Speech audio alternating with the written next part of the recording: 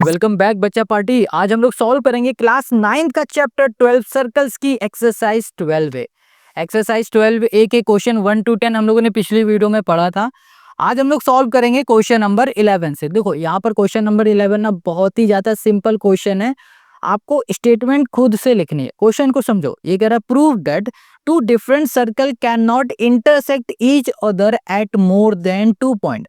कह रहा है कि ये प्रूफ करके बताओ कि दो सर्कल 2 पॉइंट से ज्यादा पॉइंट में इंटरसेक्ट नहीं कर सकते हैं। ठीक है, अब स्टेटमेंट आप खुद से भी लिख सकते हो या फिर हमने जो लिखी है वो आप लिख दो। यहाँ पर ध्यान से देखो फिगर को, आपको बस समझना है। ये दो हमारे पास सर्कल है, ये दोनों ही इंटरसेक्ट कर रहे हैं। तो एक पॉइंट में यहाँ पर हो गया, दूसरा पॉइंट यहाँ पर हो गया, तो 2 पॉइंट हो गया ना। तो हमने क्या देखा कि भैया दो सर्कल इंटरसेक्ट करेंगे तो सिर्फ 2 पॉइंट में करेंगे। अब इधर आ जाओ, यहाँ पर भी हमारे पास सर्कल है, ये इंटरसेक्ट हो रहा है, तो ये सिर्फ 2 पॉइंट में इंटरसेक्ट हो रहा है। तो मैं फिर से देखा, अगर सर्कल हमारा इंटरसेक्ट कहीं से भी करेगा दूसरे सर्कल में तो 2 पॉइंट ही बनेंगे खाली। अब ऐसे ही इसमें आ जाओ, यहाँ पर हमने क्या देखा कि हमारे पास दो सर्कल हैं, ये कहीं भी इंटरसेक्ट नहीं कर रहे हैं क्योंकि ये आपस में एक के ऊपर एक रखे हुए हैं, या फिर बोलो एक के अंदर एक है। तो हमने यहाँ पर यही देखा कि भैया दो सर्कल इंटरसेक्ट करेंगे तो सिर्फ 2 पॉइंट में ही करेंगे, यही प्रूफ करना था। ये आप स्टेटमेंट के थ्रू लिख सकते हो। बस सॉल्व हो गए क्वेश्चन। ऐसे क्वेश्चन एग्जाम में नहीं आते। अब जो एग्जाम में क्वेश्चन आते हैं उनको ध्यान समझो। क्वेश्चन नंबर 12 और 13 मोस्ट इंपॉर्टेंट है, टेक कर लो।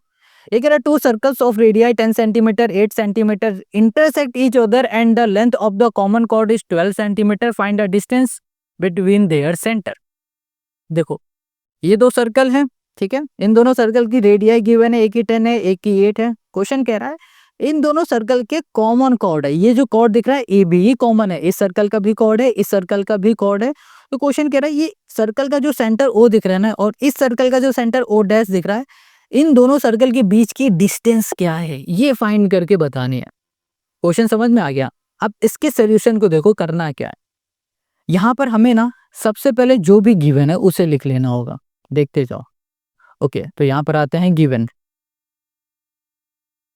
हमें यहाँ पर क्या गिवन है, हमें रेडियाई गिवन है, तो हम लोग बोल देते हैं ये हमारा 10 सेंटीमीटर है, ये हमारा 8 सेंटीमीटर है। तो हमने बोला ए ओ हमारे पास है 10 सेंटीमीटर, ठीक है। और यहाँ पर है हमारे पास ए ओ डैश है यहाँ पर 8 सेंटीमीटर, ये हो गया। अब क्वेश्चन ने बताया कि जो ये कॉर्ड है एडी, एडी ये कॉर्ड हो गई हमारे पास 12 सेंटीमीटर के। ये बात क्लियर समझ में आ गई, ठीक है। हमें क्या फाइंड करना है, हमें फाइंड यहाँ पर करना है, फाइंड हमें करना है ओ ओ डैश, ये फाइंड करना है, ठीक है। ये लेंथ इसकी। अब कैसे करना है वो देखो। सबसे पहले यहाँ पर अगर हम लोग कॉर्ड की बात करें, ये कॉर्ड है पूरे, अगर इस सर्कल को भूल जाओ, अगर हम लोग सिर्फ इस सर्कल की बात करें, ये देखो हमारे पास क्या है, सर्कल है, ठीक है। अब ये पूरा सर्कल है हमारे पास, ये कॉर्ड है हमारे पास इस सर्कल की, मान लो थोड़ी देर के लिए। तो देखो ये सर्कल का सेंटर है, सर्कल के सेंटर से लाइंस आ रही है और कॉर्ड को टच कर रही है। तो हम लोगों ने जब क्वेश्चन नंबर 1 2 3 या फिर पिछली वीडियो में हर एक क्वेश्चन में ये समझा था, सर्कल के सेंटर से लाइन जाएगी, कॉर्ड को टच करेगी तो वो परपेंडिकुलर होगी, साथ में बाइसेक्ट कर देगी कॉर्ड को।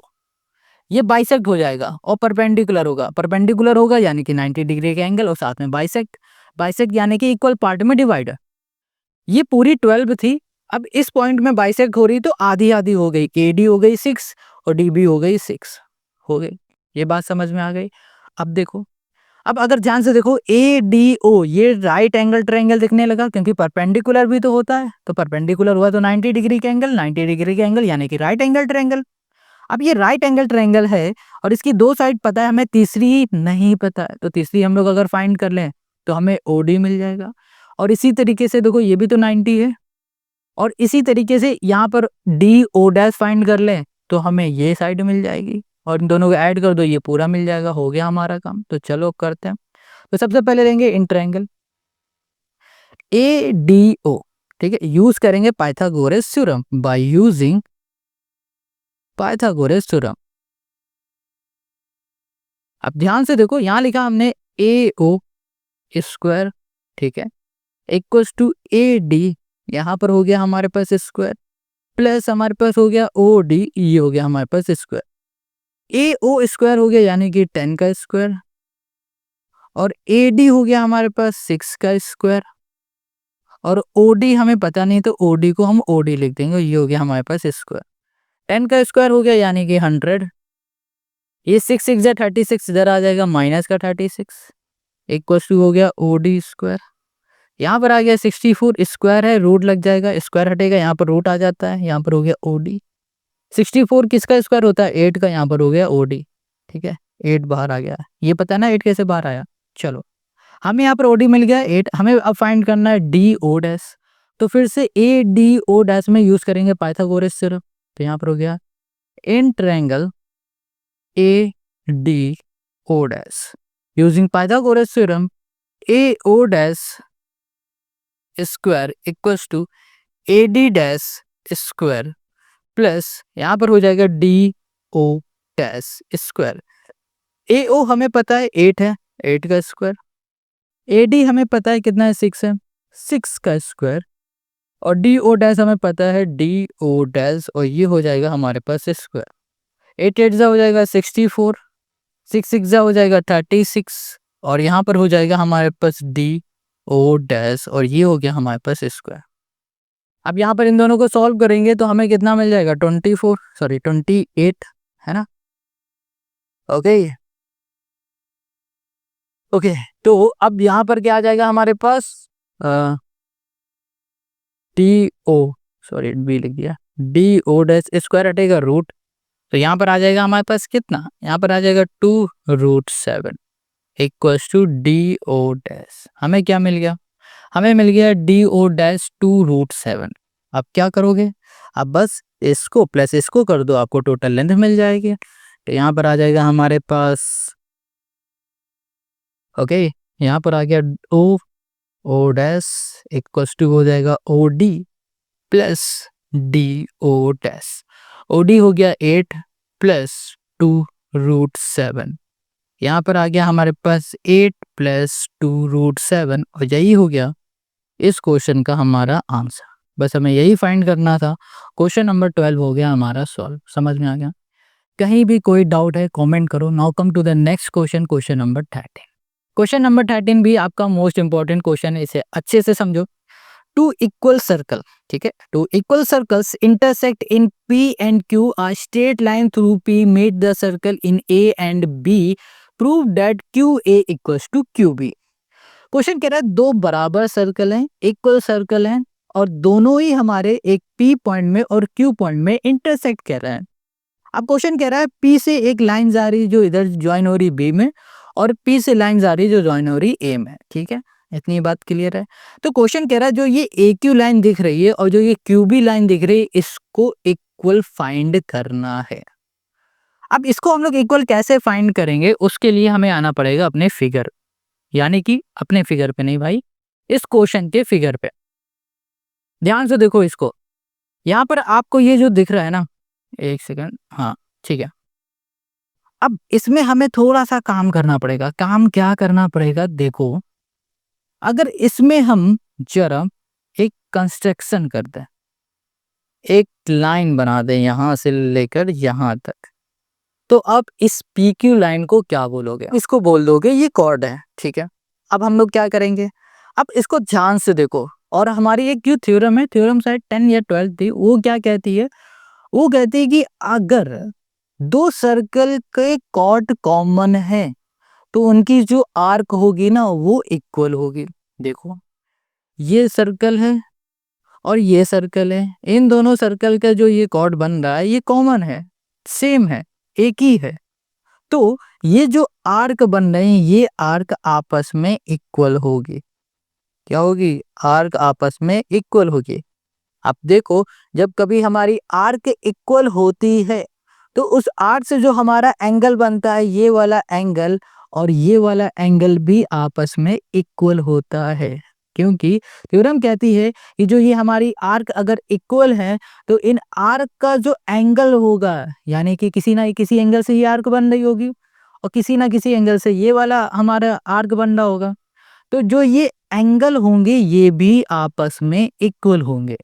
तो ये एंगल आपस में ये एंगल हो गया।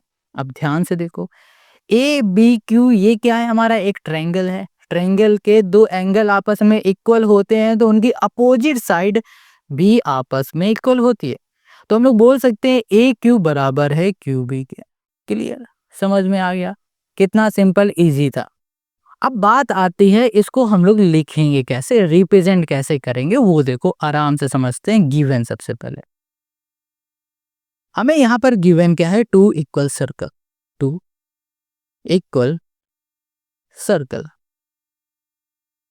हमें पता है कि दो हमारे इक्वल सर्कल हैं जो कि इंटरसेक्ट कर रहे हैं, intersect at point, at point यहाँ पर हो गया हमारे पास P एंड Q, और कुछ तो गिवन है नहीं, यही है।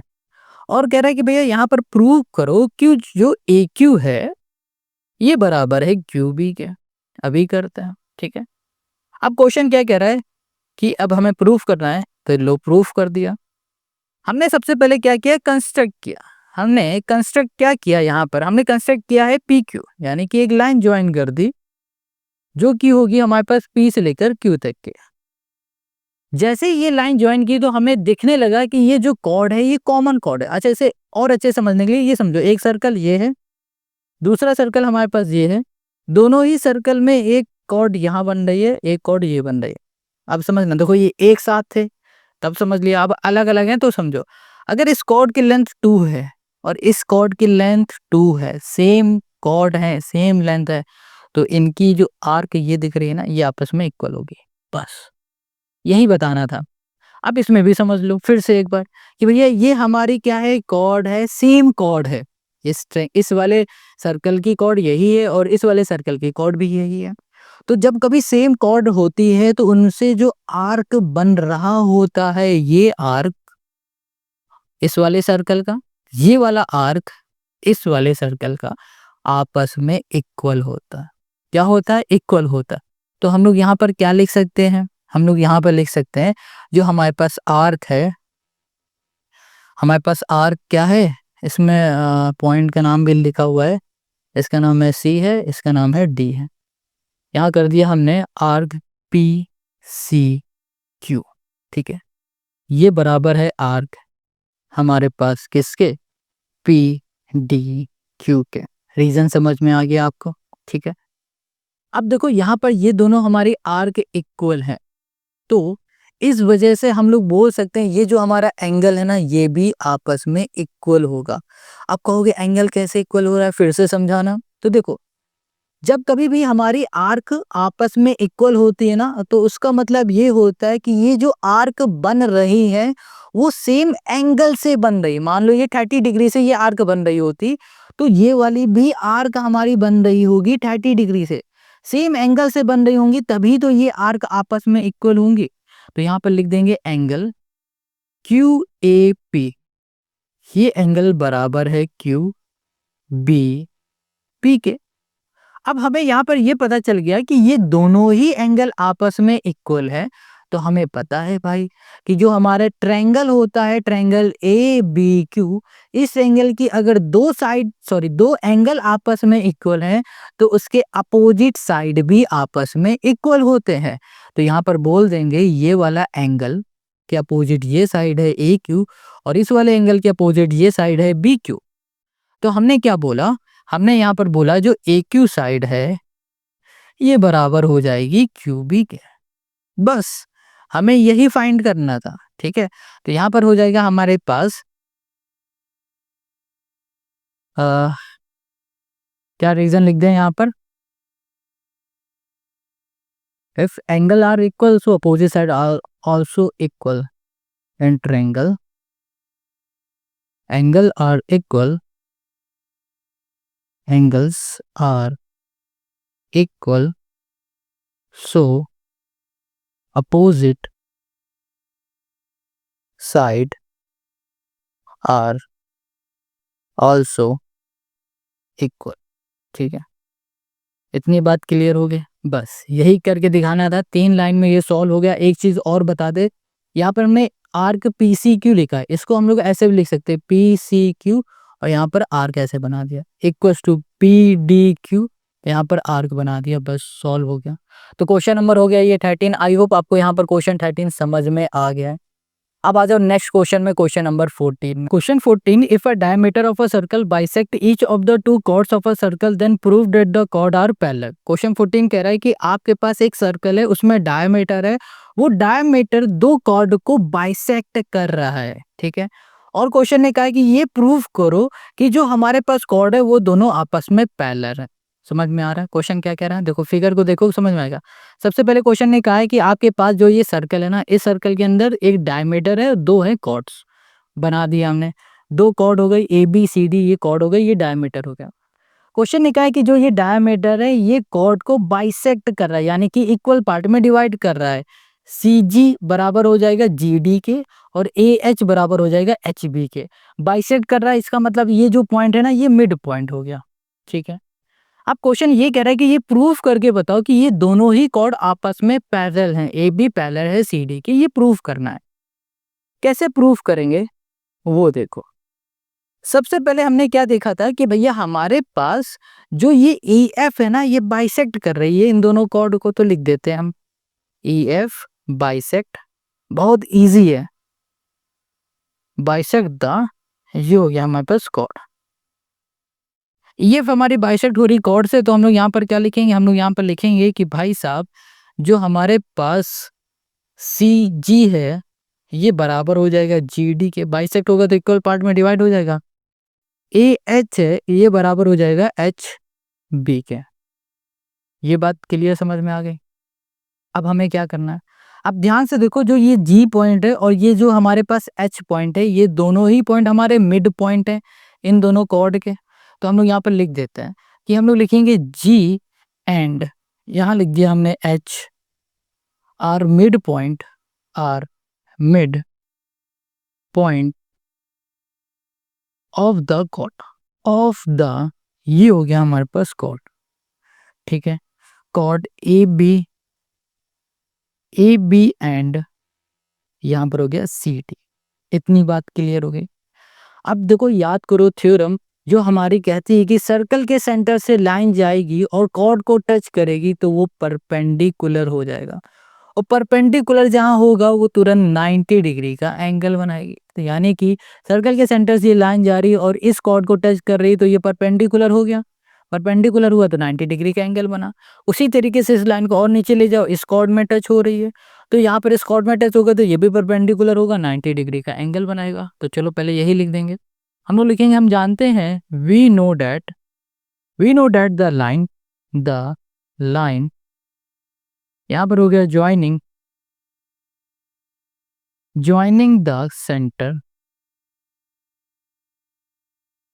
The centre of a circle to the mid point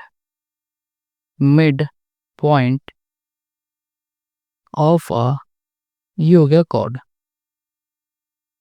is perpendicular to the, यहाँ पर हो गया हमारे पास कॉर्ड। इतनी बात क्लियर हो गई। अब देखो यहाँ पर ये परपेंडिकुलर हो रहा है, यानी कि यहाँ पर ये एंगल हमारे 90 डिग्री के हैं। अब देखो ध्यान से, ये एंगल और ये एंगल दोनों ही हमारे 90 डिग्री के हैं। तो हमें पता है कि जो हमारे एंगल, अरे सॉरी, हमारे ये दोनों ही एंगल 90 डिग्री के। तो ध्यान से देखो, ये एंगल और ये एंगल हमारा करस्पॉन्डिंग है, और करस्पॉन्डिंग एंगल आपस में तभी इक्वल होते हैं जब हमारे पास ये दोनों ही लाइन पैरेलल होती हैं। तो हम लोग यहाँ पर लिख सकते हैं कि हमारे पास जो OG है, ठीक है, ये परपेंडिकुलर है CD के। इसी तरीके से हमने लिख दिया OH, यहाँ पर परपेंडिकुलर हो जाएगा AB के, ठीक है, ये दोनों परपेंडिकुलर हैं। तो हमारे पास जो एंगल है OGH, ये वाला एंगल बराबर है एंगल OHB के, रीजन हो जाएगा 90, और यहाँ पर हो जाएगा करस्पॉन्डिंग एंगल। इतनी बात क्लियर हो गई। अब ये करस्पॉन्डिंग है, इसका मतलब क्या है कि भैया जो AB है ना हमारे पास कॉर्ड, वो पैरेलल है CD के, बस सिंपल सी बात है। करस्पॉन्डिंग एंगल तभी हमारे इक्वल होते हैं जब लाइन पैरेलल होती है। तो हमने देखा ये दोनों आपस में इक्वल हैं, तो इसका मतलब यही है कि ये दोनों लाइन आपस में पैरेलल है और यही हमें प्रूफ करना था। हमने यहाँ पर प्रूफ कर दिया है। अब आते हैं नेक्स्ट क्वेश्चन में, क्वेश्चन नंबर 15, और इस क्वेश्चन को भी इंपॉर्टेंट क्वेश्चन लिख लेना है, ये क्वेश्चन आपके एग्जाम में आ सकता है। अब क्वेश्चन 15 पे आ जाओ। ये कह रहा है in the adjoint figure two circle with centre at A and B and of radii 5 centimetre and 3 centimetre touch each other internally if the perpendicular bisector of AB meets the bigger circle in P and Q, find the length of PQ। Question कह रहा है दो circle हैं, ठीक है, दो circle हैं तो जाहिर सी बात है दो सेंटर भी हैं, इसके दोनों सेंटर को आपस में मिला दिया तो ये लाइन बन गई AB। अब इस लाइन को बाइसेक्ट कर रहा है ये PQ और इस PQ की हमें लेंथ फाइंड करके बतानी है। अब इस PQ की लेंथ हम लोग कैसे फाइंड करेंगे वो देखते हैं। सिंपल है, इजी है। पहले हम लोग समझेंगे कि किस तरीके से हम लोग इसकी लेंथ फाइंड करेंगे, फिर सॉल्व करके देखेंगे। अब ध्यान से देखो इस फिगर को, ये AB है, सर्कल के सेंटर से दूसरे सर्कल के सेंटर तक की डिस्टेंस। इसको बाइसेक्ट कर रहा है PQ। PQ बाइसेक्ट कर रहा है, इसका मतलब ये हो रहा है किस पॉइंट में, अच्छा इस पॉइंट में कर रहा है, ये मान लो मिड पॉइंट हो गया। बाइसेक्ट करेगा तो मिड पॉइंट से ही करता है, इसका नाम है L। इसका मतलब ये हो रहा है कि AL बराबर हो गया है LB के, ठीक है। बाइसेक्ट होता है, इक्वल पार्ट में डिवाइड हो जाता है। अब क्वेश्चन क्या कह रहा है हमसे, क्वेश्चन ये हमसे कह रहा है कि इस PQ की लेंथ फाइंड करो। कैसे फाइंड करेंगे सोचो। बट एक चीज और क्वेश्चन ने बताया है कि जो बड़ी वाली रेडियस है, बड़ी वाली रेडियस में यानी कि बड़े वाले सर्कल की जो रेडियस है, ये सेंटर है, यहां से यहां तक ये पूरा, ये बड़े वाले सर्कल की रेडियस हो गई पूरी, कितनी है 5 है। क्वेश्चन ने कहा जो छोटे वाले सर्कल की रेडियस है, ये जो सेंटर है छोटे वाले सर्कल का, यहां से यहां तक कितना हो गया हमारे पास, ये 3 हो गया। अब अगर इस पूरे में से ये 3 हम माइनस कर दे तो हमें क्या मिलेगा, 2 मिलेगा। 2 हमें क्या मिलेगा, ए से लेकर बी तक की डिस्टेंस। ये पूरी हमारे पास क्या है, 2 है। अभी हमने देखा कि ये L जो था ये मिड पॉइंट था, ये बाइसेक्ट हो रहा था, मिड पॉइंट था, यानी कि ए से लेकर L तक की डिस्टेंस बराबर होगी L से लेकर B तक की डिस्टेंस। ये पूरी 2 है तो ए से लेकर L तक की डिस्टेंस हो जाएगी 1 और L से लेकर B तक की डिस्टेंस हो जाएगी 1, तभी तो ये 2 बनेगा। ये बात समझ में आ गई, ये 2 और ये 1 1। अब देखो कि अगर हम लोग ए से इस P पॉइंट को मिला दें तो ये क्या बन गया, AP क्या है हमारी, एक रेडियस ही तो है। ये रेडियस है हमारी 5 सेंटीमीटर की और ये ए से लेकर L तक की हमें डिस्टेंस पता है। और अगर कैसे भी करके हम लोग PL को फाइंड कर लें तो हमें ये PQ मिल जाएगा। बट कहोगे PL को फाइंड करने से PQ कैसे मिलेगा, हाउ इट इज पॉसिबल। देखो everything is possible in math. Chemistry होती तो एजम्पशन लगा देते, बट यहाँ पर ना क्या सीन होने वाला है कि सर्कल के सेंटर से, याद करो थ्योरम को, कहते हैं कि सर्कल के सेंटर से हमारी लाइन जाएगी और हमारे कॉर्ड को टच करेगी। कहोगे कॉर्ड, ये कॉर्ड कैसे आ गई अचानक। इस PQ को देखोगे तो ये बड़े वाले सर्कल के लिए तो कॉर्ड ही तो है। सर्कल के सेंटर से ये लाइन जा रही है, इस कॉर्ड को टच कर रही है तो ये परपेंडिकुलर हो जाएगी, परपेंडिकुलर होगी, साथ में इस कॉर्ड को बाइसेक्ट भी करेगी, यानी कि PQ बराबर हो जाएगा LQ के। और जहां ये परपेंडिकुलर हुआ तो ये 90 डिग्री का एंगल बनेगा और 90 डिग्री के एंगल बनते ही हम लोग देख पा रहे हैं PAL राइट एंगल ट्रायंगल है। राइट एंगल ट्रायंगल की एक साइड पता है, दूसरी साइड पता है, तीसरी हमें फाइंड करनी होगी। तीसरी जहां साइड मिलेगी और तुरंत वो साइड और ये साइड हम लोग ऐड कर देंगे तो हमें PQ मिल जाएगा। अब कहोगे ये मिलते ही ये क्यों ऐड करोगे, हमने अभी क्या बोला कि भैया ये परपेंडिकुलर होगा और बाइसेक्ट करेगा PQ को, यानी कि AL की जितनी लेंथ होगी उतनी ही LQ की होगी। तो मान लो यहाँ पर जो भी आएगा उसका 2 से मल्टीप्लाई कर दोगे तो PQ मिल जाएगा। समझ गए क्वेश्चन, बहुत बढ़िया बेहतरीन हमने समझाया है, आपको समझ में भी आया होगा। अब इसके सोल्यूशन पे आते हैं। चलिए सबसे पहले हमने क्या किया, हमने यहाँ पर ना फाइंड किया है क्या, हमने यहाँ पर AB को फाइंड किया है। AB हमने कैसे फाइंड किया, क्योंकि देखो हमें यहाँ पर पता था रेडियस, चलो इसका नाम रख देते हैं हम, इस पॉइंट का नाम रख देते हैं D। हमें पता था रेडियस AD रेडियस हमें पता है कितनी है, 5 है, ठीक है। और हमने कर दिया BD हमारी जो रेडियस है वो कितनी है, 3 है, ठीक है, ये गिवन में चल रहा है। अब हमें अगर AB फाइंड करना है, AB, तो हम लोग क्या करेंगे, 5 - 3 करेंगे तो हमें मिल जाएगा 2। ये क्या मिल गया हमें, AB मिल गया, AB। चलो लिख दो, ओहो ये हो गया हमारे पास 2, ठीक है। अब देखो हमें पता है कि पी क्यू हमारा परपेंडिकुलर बाइसेक्टर है, तो यहाँ लिख देंगे P Q is a perpendicular bisector, perpendicular bisector of A B. ये हमारा परपेंडिकुलर बाइसेक्टर है ए बी का। तो हम लोग बोल सकते हैं कि जो ए एल है, ए एल यानी कि ये जो पॉइंट है ना, ये एल पॉइंट है, ए एल हो जाएगा हमारे पास ए बी का आधा, यानी कि हमारे पास हो जाएगा 2/2 यानी कि 1।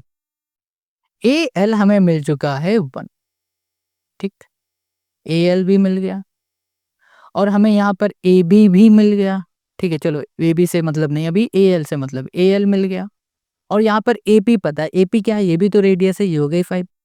और हमने देखा क्या, यहाँ पर ये राइट एंगल ट्रायंगल बन गया था, अभी अभी हमने बताया आपको। तो यहाँ पर ले लेते हैं इस ट्रायंगल को, लिखेंगे in triangle P A L using Pythagoras theorem, by using Pythagoras theorem. इसमें हो जाएगा हमारे पास A P square equals to हो जाएगा P L square plus A L square. AP, AP हमारे पास क्या होता है, एपी हो गया हमारे पास 5 का square equals to P L, P L होता है हमारे पास क्या, कुछ भी नहीं, तो पी एल को पी एल का स्क्वायर लिखो प्लस ए एल हो जाएगा हमारे पास 1 का स्क्वायर।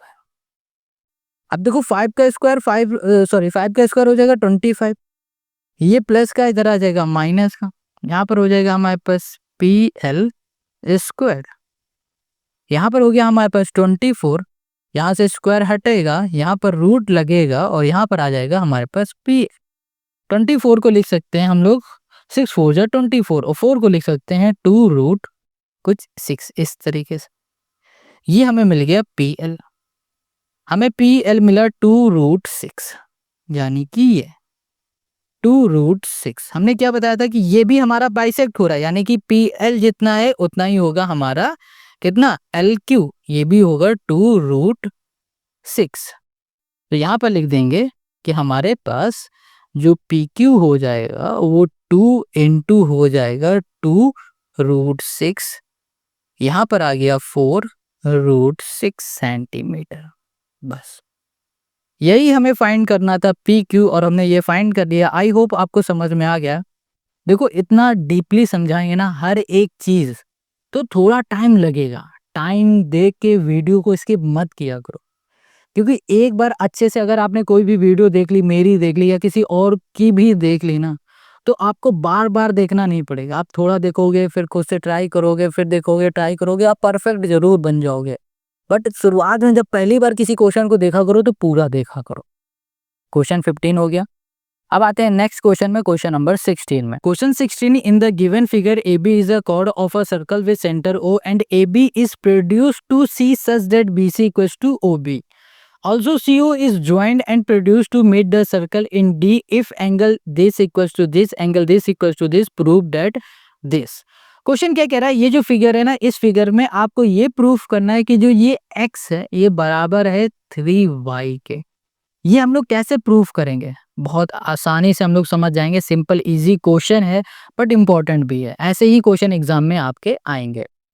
देखो क्या, यहाँ पर जो हमें गिवन था वो हमने लिख लिया, बट यहाँ पर एक चीज नहीं लिखा है जो कि था एंगल। एंगल लिख लेते हैं। हमारे पास जो एंगल है ए सी डी, ये हमें गिवन है y डिग्री, और यहाँ पर है एंगल ए ओ डी, ये हमें गिवन है x। ये दो चीज गिवन था, लिख लिया हमने। अब ध्यान से देखना क्या है, देखो इसको हटा दो थोड़ी देर के लिए। अभी देखना हमें क्या है कि हमें गिवन है ये वाला एंगल y, हमें फाइंड करना है कि जो ये x है ये बराबर है 3y के। कैसे फाइंड करेंगे, क्वेश्चन ने हमें एक चीज यहाँ पर गिवन बताई कि जो BC है बराबर है OB के। BC ये वाली साइड बराबर है OB के इसके। अगर थोड़ी देर के लिए सब कुछ भूल जाओ, सिर्फ BOC इस ट्रायंगल को देखो। इस ट्रायंगल में अभी हमने देखा कि ये OB साइड बराबर है इस साइड के, तो हमें एक चीज याद आ रही कि ट्रायंगल की अगर दो साइड आपस में इक्वल होते हैं तो उनके अपोजिट एंगल भी आपस में इक्वल होते हैं। तो ये दो साइड आपस में इक्वल हैं, तो इसके अपोजिट एंगल, इस साइड का अपोजिट ये एंगल है, इस साइड का अपोजिट ये एंगल है, ये भी आपस में इक्वल होगा। ये y है तो ये भी हमारा y हो गया। ये बात समझ में आ गई? ठीक है, समझ में आ गया ना इतनी बात? तो चलो अब आगे आओ। अब जो ये हमारे पास ट्रायंगल था, इसी ट्रायंगल की जो ये साइड है इसको हमने आगे बढ़ा दिया बिल्कुल सीधे। ये AB हो गई। ठीक है, सिर्फ इतना ही पार्ट हम लोग देख रहे हैं। ये ट्रायंगल देखा और इस साइड इसको देखा AB को। यहाँ जो एंगल बन रहा है ये एंगल अब बताओ कितना होगा? देखो, ट्रायंगल के एक्सटर्नल में जो एंगल बनता है ना, वो एंगल इंटरनल वाले एंगल के सम के बराबर होता है। यानी कि ये y है, ये y है, तो ये क्या हो जाएगा? 2y हो जाएगा। इतनी बात क्लियर हो जाएगी। जो हमारे एक्सटर्नल एंगल होते हैं वो इंटरनल एंगल के सम के बराबर हो जाएगा। तो इन दोनों सम के बराबर क्या हो जाएगा? 2y। ये बात समझ में आ गई? अब देखो फिर से, अब हमें देखना है OBA, ये वाला ट्रायंगल देखना है। इस ट्रायंगल में देखो OB क्या है? रेडियस है। OA क्या है? हमारी रेडियस है। ये भी रेडियस, ये भी रेडियस, यानी कि ये दोनों साइड आपस में इक्वल हो गई। अब ये दोनों साइड इक्वल हो गई तो इनके अपोजिट जो एंगल होंगे ये भी आपस में क्या होंगे? इक्वल होंगे। तो यहाँ पर ये वाला एंगल और हमारा ये वाला एंगल क्या हो जाएगा? 2y हो गया। ये भी 2y हो गया, ये भी 2y हो गया। ये बात आपको समझ में आ गई? अब देखो यहाँ पर ये एंगल हमारा 2y हो चुका है, ये एंगल हमारा y है। अब हम लोग इस पूरे वाले ट्रायंगल को लेंगे ACO। ये वाले ट्रायंगल को देखो, इस ट्रायंगल में ये एंगल हमारा एक्सटर्नल एंगल है। तो हमने क्या बताया? एक्सटर्नल जो एंगल होता है वो इंटरनल एंगल के सम के बराबर होता है। 2y + y = हो जाएगा 3y, जो कि होगा इसके। समझ में आ गया? तो हमने x = 3y कर लिया। अब हम इसे करते जाएंगे ना तब आपको समझ में आएगा। तो सबसे पहले हमने क्या देखा था कि जो हमारे पास ट्रायंगल था, हमने कहा है इन ट्रायंगल OBC। इस ट्रायंगल में हमने देखा था कि जो OB साइड है ये बराबर है BC के। ठीक है, तो हमने क्या देखा कि इसमें जो एंगल हमारे पास बन रहा था BC, ओके, O, ये एंगल हमारा y था। तो हमारे पास जो एंगल होगा, हाँ लिख देते हैं BOC, ये भी y होगा। ठीक है, क्योंकि भैया जब हमारे दो साइड आपस में इक्वल होते हैं तो अपोजिट एंगल भी आपस में इक्वल हो जाते हैं। ये y हुआ, ये भी y हुआ। अब हम लोग इस एक्सटर्नल एंगल की बात करेंगे, तो यहाँ लिखेंगे एक्सटर्नल एंगल। एक्सटर्नल एंगल है हमारे पास ABO। ये एंगल क्या हो जाएगा? इन दोनों एंगल का सम हो जाएगा। तो एंगल BOC प्लस हो जाएगा एंगल BCO, यानी कि एंगल ABO = हो जाएगा हमारे पास, यहाँ पर y + y 2y डायरेक्ट लिख दे रहे हैं। ये 2y हो गया, ये हमें 2y मिला। अब जैसे ये 2y मिला तो हम अब इस ट्रायंगल में आ गए। तो लिखेंगे in triangle AOB, in triangle AOB, ये ट्रायंगल है। इस ट्रायंगल में हमने लिख दिया कि हमारे पास एंगल है OAB। ये एंगल, ठीक है, = हो जाएगा हमारे पास एंगल OBA के। दोनों ही हो जाएंगे 2y। रीजन दे दो, यहाँ पर रीजन हो जाएगा OB और जो हमारे पास OA है ये दोनों ही रेडियाई हैं, रेडियस है। अब देखो हमें पता है कि रेडियस इक्वल होती है, तो इस वजह से इस ट्रायंगल की दो साइड आपस में इक्वल हो गए, तो ये दोनों एंगल भी आपस में इक्वल हो गया, 2y हो गया। अब हम कहेंगे इन ट्रायंगल, इन ट्रायंगल हमने ले लिया AOC, बड़ा वाला ट्रायंगल, ये बड़ा, ठीक है, ये पूरा। इस ट्रायंगल में ये एंगल हमारा एक्सटर्नल एंगल है, तो लिखेंगे एक्सटर्नल एंगल। एक्सटर्नल एंगल हो गया हमारे पास AOD। ये जो एक्सटर्नल एंगल है ये एंगल बराबर हो जाएगा एंगल किसके? OAC प्लस एंगल OCA के। यहाँ पर हो जाएगा 2y + y = हो गया 3y। तो AOD हमारे पास क्या था? x था, तो हमें x = क्या मिल गया? 3y मिल गया। यही हो गया क्वेश्चन नंबर 16 का हमारा आंसर, यही प्रूफ करना था। ठीक है, समझ में आ गया क्वेश्चन नंबर 16। अब आ जाओ क्वेश्चन नंबर 17 पे। अब क्वेश्चन 17 पे आ जाओ और ये मोस्ट इंपॉर्टेंट क्वेश्चन है। इसका फिगर भी आपको खुद से ही बनाना है और ये एग्जाम में आने का चांस होते हैं 90%। इस तरीके के क्वेश्चन आते जरूर है। ये कह रहा है A B and A C are two chord of a circle of radius R such that A B equals to 2ac if P and Q are the distance of A B and A C from the centre then prove that this. Question 17 कह रहा है कि आपके पास एक circle है, उस circle में दो कॉर्ड है, ठीक है। एक का नाम है ए बी, दूसरे का नाम है ए सी, और जो रेडियस उसे रिप्रेजेंट किया जा रहा है आर से, और जो हमारे पास ए बी कॉर्ड है वो बराबर है 2ac के, ये भी गिवन है। क्वेश्चन कह रहा है जो कॉर्ड है ना, कॉर्ड की जो डिस्टेंस है सर्कल के सेंटर से वो P है और Q है, एक का P है एक का Q है, ठीक है। कह रहा है कि ये हमें प्रूफ करके दिखा दो। क्वेश्चन समझ में आ गया है? अभी और अच्छे समझ में आएगा जब आप फिगर को देखोगे। ये रहा फिगर, सर्कल का सेंटर है, ये ए बी हमारे पास कॉर्ड है, ये ए सी दूसरी कॉर्ड है, ये सर्कल का सेंटर है, ठीक है।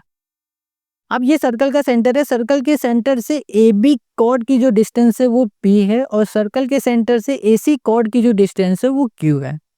और कह रहा है कि जो रेडियस है वो R है, ये रेडियस हो गई, इसको हम रेडियस बोल दे रहे हैं, ठीक है। ए ओ हमारी रेडियस है, ये हमारी R है। तो क्वेश्चन कह रहा है ये प्रूफ करके बताओ। कैसे प्रूफ करेंगे? बहुत सिंपल है, चलो सोल्यूशन पे आते हैं। सबसे पहले हम लोग क्या करेंगे कि जो ये AC है इसकी लेंथ हम लोग मान लेते हैं x है, लेट कर लेते हैं, let AC equals to x centimetre, ठीक है। अब अगर हमारा AC x सेंटीमीटर है तो AB क्या हो जाएगा? AB हो जाएगा हमारे पास AB इक्वल्स टू 2x, क्योंकि 2 इंटू AC है, AC की जगह पे x हमने पुट कर दिया तो क्या आ गया? 2x आ गया, इसको हटा दो। चलो समझ में आ गया, AB ये हो गया, AC ये हो गया।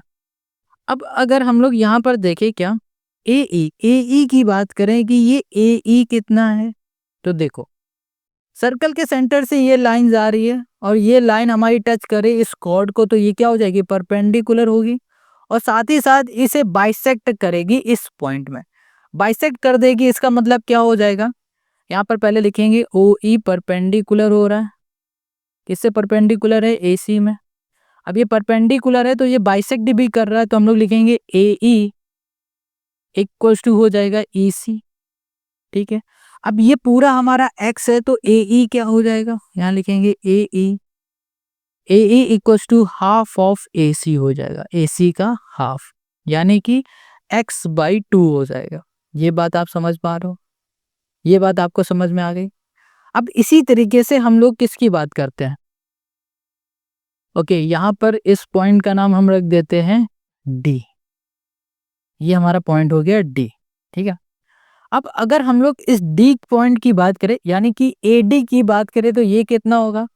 भाई साहब सर्कल के सेंटर से ये लाइन जा रही है तो ये परपेंडिकुलर हो जाएगी, और साथ में इस AB को, इस कॉर्ड को बाइसेक्ट करेगी। क्या करेगी? कॉर्ड को बाइसेक्ट करेगी। क्यों कॉर्ड को बाइसेक्ट करेगी? क्योंकि ये थ्योरम हमारी कहती है सर्कल के सेंटर से लाइन जाएगी और वो लाइन कॉर्ड को अगर टच करेगी तो वो परपेंडिकुलर होगी, और जिस पॉइंट पे टच करेगी ना उसी पॉइंट से बाइसेक्ट कर देगी इस कॉर्ड को, ठीक है। तो हम फिर से यहाँ पर लिख देते हैं, यहाँ पर लिखेंगे कि हमारे पास OD हो जाएगा, ये परपेंडिकुलर हो गया हमारे पास AB के, और साथ में हम लोग यहाँ पर लिखेंगे क्या, कि हमारे पास जो AD है ये बराबर हो गया है DV के।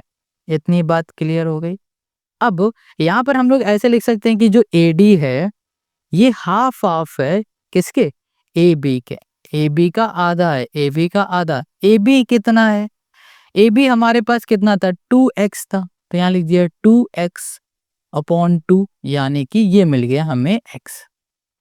AD हमें यहाँ पर मिल गया है x, ठीक है। ये हमें क्या मिला था? x/2। ये हमें क्या मिला? x मिला। अब हमें फाइंड क्या करना है? सॉरी, हमें प्रूफ क्या करना है? ये प्रूफ करना है। कैसे प्रूफ करेंगे? देखो बहुत सिंपल है। हम लोग क्या करेंगे, सबसे पहले इस ट्रायंगल को ले लेंगे, फिर इस ट्रायंगल को लेंगे।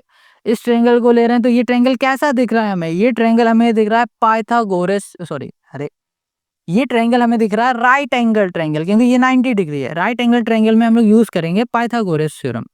तो यहाँ लिखा in triangle AOE by using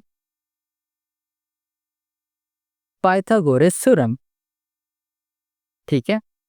इतनी बात क्लियर है। पाइथागोरस थ्योरम यूज करेंगे तो ये हो गया AO स्क्वायर इक्वल्स टू हो जाएगा ओ ई स्क्वायर प्लस हो जाएगा हमारे पास ए ई स्क्वायर। ए ई ये हो गया हमारे पास स्क्वायर। ए ओ क्या है हमारे पास, रेडियस है, रेडियस का स्क्वायर। ओ ई हमारे पास है क्यू, तो क्यू का स्क्वायर प्लस ए ई हमारे पास क्या है, ए ई हमने निकाला था एक्स बाई टू, ये हो गया एक्स बाई टू और यहाँ पर हो गया हमारे पास स्क्वायर। इसको यहीं छोड़ दो, इसको बोल दो ये हमारी पहली इक्वेशन है। ठीक है, दिख रहा है ना।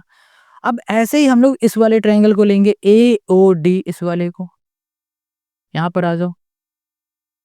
इन ट्रायंगल ए ओ डी, ये ट्रायंगल हो गया यूजिंग पाइथागोरस थ्योरम। यहाँ पर हो जाएगा हमारे पास ए ओ स्क्वायर इक्वल्स टू हो गया ओ डी स्क्वायर प्लस हो गया हमारे पास ए डी स्क्वायर। अब ए ओ स्क्वायर जो है हमारे पास वो कितना है, ए ओ हमें पता है कितना है, ए ओ तो है ही नहीं क्या, हाँ ए ओ है आर, यानी कि आर का स्क्वायर। ओ डी हमारे पास है पी, पी का स्क्वायर प्लस ए डी है एक्स, एक्स का स्क्वायर। देखो ये हो गई हमारी दूसरी इक्वेशन, हो गई दूसरी इक्वेशन। अब ये जो हमें एक्स स्क्वायर दिख रहा है इसको हम लोग कुछ इस तरीके से समझते हैं, आर स्क्वायर इधर कर दिया, पी स्क्वायर इधर कर दिया, माइनस का आ गया, इक्वल्स टू हो गया हमारे पास एक्स स्क्वायर। ठीक है, इसको हटाओ, इसको बोलो ये दूसरी इक्वेशन है। अब ध्यान से देखो, यहाँ पर हमें एक्स स्क्वायर की वैल्यू दिख रही है, इस एक्स स्क्वायर की वैल्यू को उठाएंगे और इस एक्स स्क्वायर की जगह में पुट करेंगे और सॉल्व कर देंगे, हमें आंसर मिल जाएगा। देखो कैसे, चलो इधर यहाँ पर लिखो, थोड़ी जगह इधर कहा जाता है तो यहाँ पर लिख देते हैं फ्रॉम इक्वेशन फर्स्ट एंड ये हो गया सेकंड। देखो यहाँ पर हो जाएगा हमारे पास जो पहली इक्वेशन इसमें लिखा है आर स्क्वायर इक्वल्स टू हो गया Q square plus X, X square जगह पे लिखेंगे R square minus B square, divide में आ गया हमारे पास 4, क्या आ गया हमारे पास 4 आ गया। ठीक है, अब इसको सॉल्व करने के लिए हम लोग क्या करते हैं कि इसमें R square minus P square divide में है हमारे पास 4, एलसीएम ले लो इसका पूरा। तो यहाँ पर अगर एलसीएम ना लेके सीधा इसको उठा के हम इधर भेज दें तो हमारे पास हो जाएगा R square minus Q square equals to हो जाएगा हमारे पास R square minus P square by, ये हो गया हमारे पास 4, हो गया 4। अब ये जो 4 दिख रहा है ये 4 हमारे पास मल्टीप्लाई सॉरी डिवाइड में, इधर भेज देंगे तो मल्टीप्लाई में हो जाएगा, तो 4 आर स्क्वायर माइनस 4 ये हो गया हमारे पास क्यू स्क्वायर इक्वल्स टू हो गया R square minus P square. अब देखो, अब यहाँ पर हमारे पास है 4 आर स्क्वायर, ये है हमारे पास आर स्क्वायर, इधर आ जाएगा 4 R square minus R square, इसको भी इधर ले आएंगे तो माइनस पी स्क्वायर, इसको उठा के इधर ले जाएंगे तो माइनस का इक्वल के साइड हो जाएगा तो प्लस का हो जाएगा 4 क्यू स्क्वायर, ये माइनस का इक्वल के साइड आ जाएगा प्लस का, ये प्लस का माइनस इक्वल के साइड आ जाएगा माइनस का। इसको सॉल्व करोगे 3 R square plus P square equals to 4 Q square. अब इसको ध्यान से देखोगे तो ये आपको आपका आंसर दिखेगा, आप कहोगे ऐसा तो आंसर दिख नहीं रहा है, तो इसको ऐसे लिख लो 4 Q square equals to P square plus 3 R square. अब तो दिख रहा है आंसर, बस यही हमें सॉल्व करना था। और इस क्वेश्चन को ना most most most very very very important question लिखो, बहुत बेहतरीन क्वेश्चन है। अब आ जाओ क्वेश्चन नंबर 18 में। Question 18, in the adjoint figure O is the center of a circle if AB and AC are chord of a circle such that AB equals to AC, OP perpendicular AB and OQ perpendicular AC, prove that AB equals to QC। ये है कहाँ पर? Question ये कह रहा है कि जो ये PB है ना, ये PB ये इस QC के इक्वल है, ये प्रूव करना है। ये QC साइड ये PB के इक्वल है, ये प्रूव करना है। कैसे प्रूव करेंगे हम इसे? बहुत सिंपल है। देखो यहाँ पर क्वेश्चन क्या कह रहा है कि जो ये हमारे पास ए बी दिख रहा है, ये कॉर्ड ही तो है ए बी, ये ए सी, ये दोनों आपस में इक्वल है। ये दोनों क्या है? आपस में इक्वल है। अब हमें इन दोनों को अगर आपस में इक्वल करना है तो हमें करना क्या पड़ेगा, एम पी बी इस वाले ट्रायंगल को और एन सी क्यू इस वाले ट्रायंगल को कॉन्ग्रुएंट प्रूफ करना है। जब कॉन्ग्रुएंट प्रूफ हो जाएगा तो हमें पता है कि इनके अपोजिट या फिर सॉरी करस्पॉन्डिंग जो साइड होती है वो आपस में इक्वल होती है, तो इसके ये इक्वल हम लोग बोल सकते हैं। बट ये करस्पॉन्डिंग साइड और ये हम लोग कॉन्ग्रुएंट इसे कैसे बताएंगे, कैसे प्रूफ करेंगे, वो समझना बहुत जरूरी है। देखो इसे ध्यान से, सबसे पहले फिगर से शुरू करो, फिगर को समझो, एनालाइज करो, एक एक चीज को देखो कि कैसे हमें फाइंड करना होगा, क्या क्या हम लोग कर सकते हैं। हमें पीबी और क्यूसी को इक्वल करना है। इसके लिए हमें क्या करना पड़ेगा, इस ट्रायंगल को लेना पड़ेगा और इस ट्रायंगल को लेना पड़ेगा, दोनों को ही कॉन्ग्रुएंट हमें प्रूफ करना पड़ेगा। अब कॉन्ग्रुएंट कैसे प्रूफ करेंगे, अब इसके बारे में बात करते हैं। सबसे पहले देखो, AC और AB दोनों ही हमारी कॉर्ड हैं और दोनों ही कॉर्ड आपस में इक्वल है। अब ध्यान से सुनना ये बात, बहुत ही ज्यादा ध्यान से। कॉर्ड हमारी आपस में इक्वल तब होती हैं जब सेम डिस्टेंस पे बन रही होती हैं। यानी कि ये वाला जो सर्कल का सेंटर है, इस सर्कल के सेंटर से ये जो कॉर्ड की डिस्टेंस होगी वो बराबर होगी इस सर्कल के सेंटर से इस कॉर्ड के बीच की डिस्टेंस। समझ में आया? फिर से, एक ही सर्कल के अंदर अगर दो कॉर्ड हमारी बन रही हैं और वो दोनों कॉर्ड आपस में इक्वल हैं, इसका मतलब यही होता है कि सर्कल के सेंटर से उनकी बीच की जो डिस्टेंस है ना, दोनों कॉर्ड के बीच की डिस्टेंस इक्वल है। यानी कि ओ एम बराबर है ओ एन के, इसी वजह से ये दोनों आपस में इक्वल हैं। अब कहोगे यार ये बात क्यों कर रहे हो, हमें तो इन दोनों को कॉन्ग्रुएंट करना था। सुनो ध्यान से, अगर हम लोग इस पीओ को ध्यान से देखें तो ये क्या है, रेडियस है, और ओ क्यू को ध्यान से देखें तो ये क्या है, रेडियस है। रेडियस आपस में इक्वल हो गई, ओ क्यू बराबर हो गया ओपी के। ठीक है, अब हमने देखा एन ओ बराबर है ओ एन के, तो अगर ये पार्ट इस पूरे से हट जाएगा तो ये वाली साइड के इक्वल हो गई। इस पूरे से ये हट गया, ये हट गया, तो ये दोनों साइड आपस में इक्वल हो गई ना। चलो अब आगे देखो, अब हमने क्या देखा कि सर्कल के सेंटर से ये लाइन जा रही है और कॉर्ड को टच कर रही है, तो ये जिस पॉइंट में टच करेगी ये इस कॉर्ड को बाइसेक्ट कर देगी, इक्वल पार्ट में डिवाइड कर देगी, एनसी बराबर हो जाएगा एनए के। वैसे ही ये भी हमारा क्या होगा, इक्वल पार्ट में डिवाइड हो जाएगा। ये दोनों पहले से इक्वल थी, अब इक्वल पार्ट में डिवाइड हो रही है, तो यानी कि एम बी बराबर हो जाएगा एनसी के। अभी करके दिखाएंगे और अच्छे समझ में आएगा।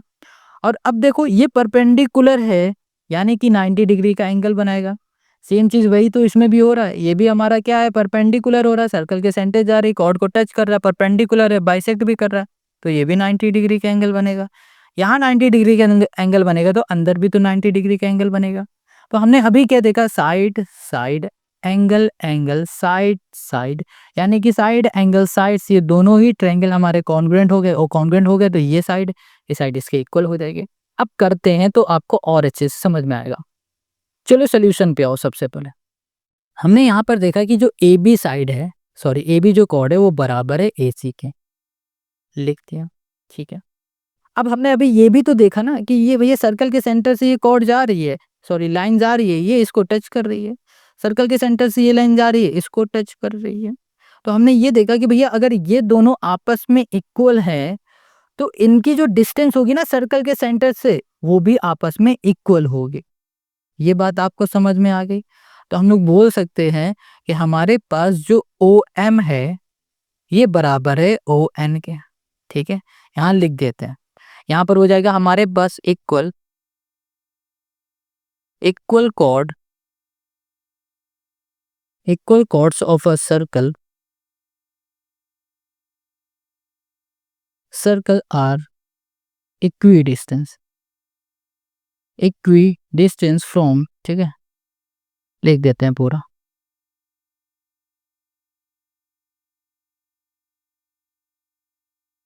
Equi distance from the centre. इतनी बात क्लियर, समझ में आ गया? चलो अब देखो ध्यान से कि ये भाई साहब हमारे पास सर्कल का सेंटर है। अब ये चीज भूल जाओ, सर्कल का सेंटर से लाइन जा रही है और इस कॉर्ड को टच कर रही है, इसका मतलब क्या हो रहा है, ये परपेंडिकुलर भी हो रहा है और इसे इक्वल दो पार्ट में डिवाइड भी कर रहा है, बाइसेक्ट कर रहा है, सिंपल सी बात है। तो हम लोग यहाँ पर लिख देते हैं, हम लोग यहाँ पर क्या लिखेंगे कि हमारे पास जो ओ एम है ये परपेंडिकुलर हो जाएगा ए बी के, ठीक है। और साथ में ये भी बोल देंगे कि ए एम हमारा ये बराबर हो जाएगा एम बी के। रीजन क्या होगा, रीजन भी लिख देंगे, the perpendicular from the centre of a circle to a chord bisect the chord। इतनी बात क्लियर समझ में आ गए। इसका मतलब ये हो रहा है कि ए एम हमारा बराबर होगा एम बी के। इसी तरीके से इस साइड की अगर हम लोग बात करें तो हमारे पास ओ एन ये भी परपेंडिकुलर हो जाएगा हमारे पास किसके, ए सी के। और सेम रीजन यहाँ पर भी दे दो, ठीक है। और यहाँ पर हो जाएगा हमारे पास ए एन इक्वल हो जाएगा एन सी के। Got it. अब ध्यान से देखो, यहाँ पर ओपी हमारी क्या है, रेडियस है, और ओ क्यू हमारा क्या है, रेडियस है। ओपी हमारी रेडियस है, ओ क्यू हमारा रेडियस है, ठीक है। अब ये ओपी कैसे बन रहा है, O M plus M O, यहाँ लिख देते हैं। ओपी कैसे बन रहा है, sorry P M plus M O को ऐड कर रहे हैं। और ऐसे ही हमारे पास ओ क्यू कैसे बन रहा है, यहाँ पर हो जाएगा ओ एन प्लस यहाँ पर हो जाएगा एन क्यू का।